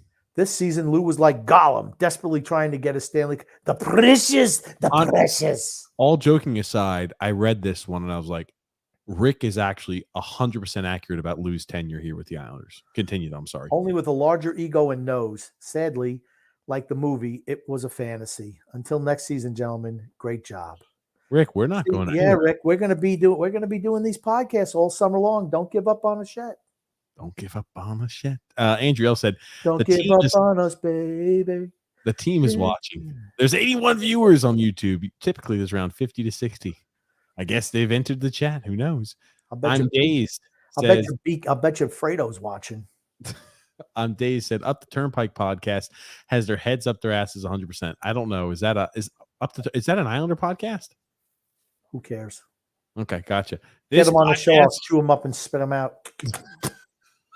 This podcast remains the superior. Well, thanks so much. I'm dazed. Thanks so much. Dan, hold on. You see the baby? He knows. The baby just watched Game 6, the replay. He gave up. It's like, ugh. I think fans are so skeptical of a rebuild because they think of those 90s years. Granted, we were bankrupt, or even the late early 2000s, early in the 2010s. Who did we get? 1 goal in 60-plus games. Nino, Calvin DeHaan, Strome, etc. I'm not saying I agree with the logic, but I can tell you this is what the fans are saying. Well, you know what? Sorry, fans. It's just the way it is. So the fans are happy being a middling team that's going to miss the playoffs every year by 5 or 6 points. Okay. What's the freaking difference? And here's Danielle also grumpy. I know you mentioned locking up Sorokin. Do you think he takes $8 or $9 million AAV? I look at Bobrovsky and Price, $10 million. Wouldn't he want 11? I think those contracts are long done. When was the last time? How much does Vasilevsky get? Or just like 9.5, 10. He gets like 10, okay. I think. Well, okay, he's not Shesterkin. He's not Vasilevsky. Hasn't won a cup. But I'd give him 8. I'd offer him 8.5 at 8 years. I'd offer him that. Here's the other thing. I like Sorokin too. He's never won a Vezina like all these other guys. Vasilevsky's contract's $9.5 million a season. Okay. He does not deserve more than Vasilevsky. No. The other guys, I'm sorry. Price, no. Rick Frost, grumpy. Phil's ain't Kirk Cousins. He's Bubby Brister. I have no idea what that is, but I feel like Bubby Brister was a really bad quarterback for the Pittsburgh Steelers. Number 6 was his number. Bubby Brister, he sucked. Yeah, he's Phil. He's right. He's Phil. Yeah. He said they still make Panther fans. They still do. Moose Jaw Sasquatch, grumpy. You know what I like about the Carolina Panthers real quick? I like the fact that they're a team in full rebuild. and they picked up. I thought they made some smart free agent moves, and I think they can win the NFC South next year because that division is abysmal. And I just like when teams are in rebuild. It's honestly my favorite thing because I'm like, okay, we can make moves. We're going to pick up some of these guys. Hope springs eternal. With the Islanders, hope never springs eternal. The flowers never freaking come up. We got the same old shit out there. That's why we don't win anything. Moose Jaw Sasquatch says, hey guys, big fan of the podcast. Scott Melkin needs to wake up and bring in a new GM. If Lou was right about anything, it was that a new voice is needed. Anyone but his. Very good. Thank you very much for the comment there, Moose Jaw. Love you, baby. Bobby L. Grumpy. If Lou was let go, give me a GM possibility. I don't have names. I just have criteria. We still don't know who's going to be fired yet from their teams that are in the postseason now, and what other opportunities will open up, right? Like if nobody, let's say nobody gets fired, there aren't many openings up, but there always are people fired, general manager wise. You're looking for an assistant GM that's on a team that knows how to build a modern NHL style. That's it. So we talked about Carolinas, the Tampas, the Floridas, Torontos, teams like that are like, they're up to date with how hockey's being played. I'm down for that. Yep. Yes. I take Bill Guerin in a nanosecond. But Tim Lord said, so there is going to be 31 team failures this year, according to your logic. Well, here's the thing, Tim.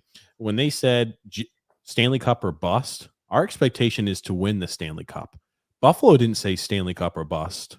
You didn't have Florida come out and say, we're Stanley Cup or bust. Washington didn't. You didn't have but the thing is, like with Washington and Pittsburgh, even if they made the postseason and got a first-round exit, that is a freaking failure because of the way the team is structured and how short their window is. Our window is, it's closed.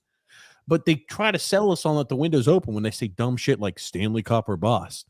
We've been in a complete bust scenario for the last 2 years. Absolute complete failure. Complete and utter failure, Tim. I'd say complete failure. It's unfortunate, too.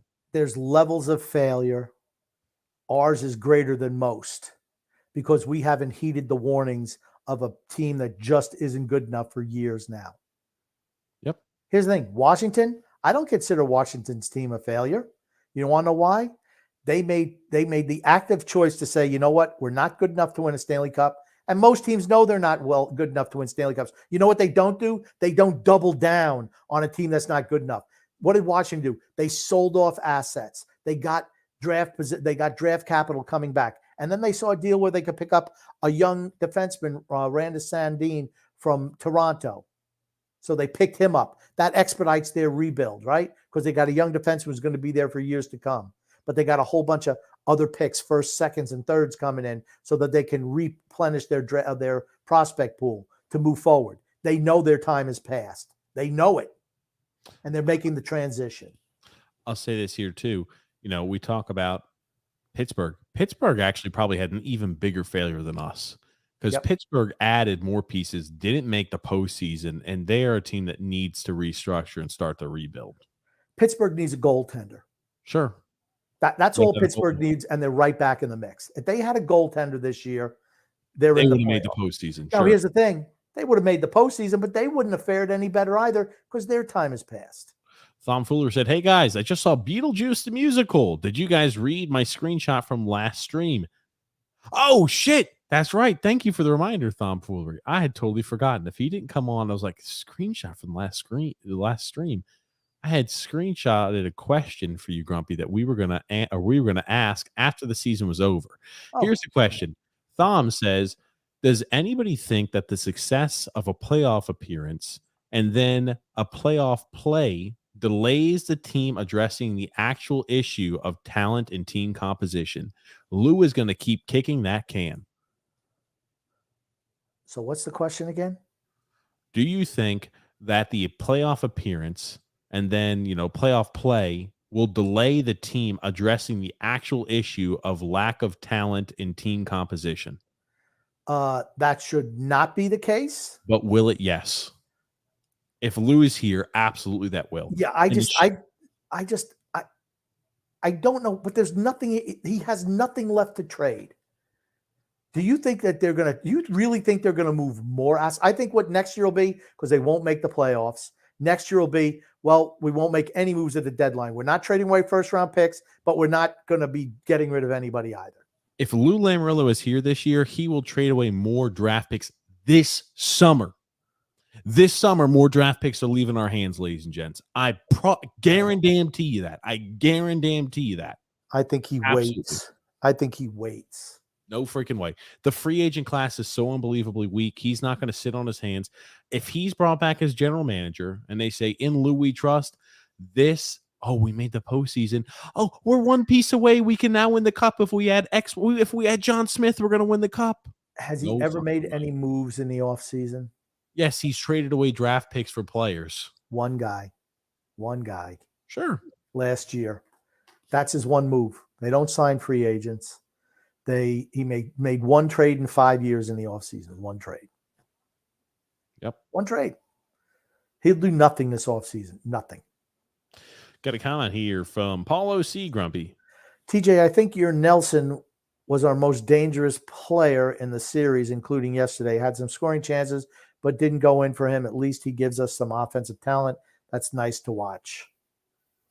I thought Parise was better than him. And I thought Barzal was second. I thought that Brock Nelson was pretty much rendered inert in this series. I know he scored a couple goals, but he doesn't drive the line. He just doesn't. No. Frank says here, hit the thumbs up. That's right. Hit the thumbs up, guys. B40. B40 says here. According to the clowns in 329, I don't know what that is. Don't it's like a section 329. Don't boo the team. It might hurt players' feelings. No joke. These clowns actually said that. Plus the fact the team pays for their tickets. Yeah. The team pays for their tickets? Yeah, well, there you go. Here's the thing. I bought my ticket. I'm gonna boo the product. If it's bad, it's gonna get booed. TJ made the Islanders lose. Mustache and hates Sorokin. Oh, wow. And Corey Bourne says the FBI has entered the chat now because they've got the mustache and I hate Sorokin. I don't hate Sorokin, but okay. Tony Cheese says, I have another picture that involves Son X and a beautiful baby boy. Oh God. Boy. Tony Cheese, you'll have to send that to me. We'll have to show that on tomorrow's podcast. It'll be a surprise for Son X. Giga Chad, Ultra Mega Chad. I like it. And then Frank Sausage said he gave him $1,000 in a kidney. Frank, wow. I think he came out on top. That Nigerian prince is going to return that, back to you in gold. And Pro Gamer said we need a Nigerian prince as general manager. Okay, we're going to start winning some of our hockey trades then. There you go. Frank said, "Thank God, without this podcast, I'd be a wreck." Well, Frank, thanks for always tuning in, man. We appreciate you stopping by, friend. We do. And TJ Florence says here, Connor Hellebuck wants out of Winnipeg if they rebuild. Imagine him in Pittsburgh. Now, is Winnipeg in a rebuild? I don't know. Couldn't tell you. And get Bertuzzi for us. He's perfect. No, don't need him. Don't need to continue to add assets. You need to start selling pieces away. Now, here's the thing. You sell a bunch of guys. I don't mind bringing a Bertuzzi type in there. Nothing wrong with that. Tony Chi says, something's telling me that only Lou Lamoriello can get scammed by a Nigerian Very prince. true. Very true. Frank Sausage is Lou Lamoriello confirmed. There we go. We've got it. But Grumpy, man, we're here at the end of the show today. What do you want to say before we wrap things up? I want to say, hey, don't worry. It's always darkest before the dawn.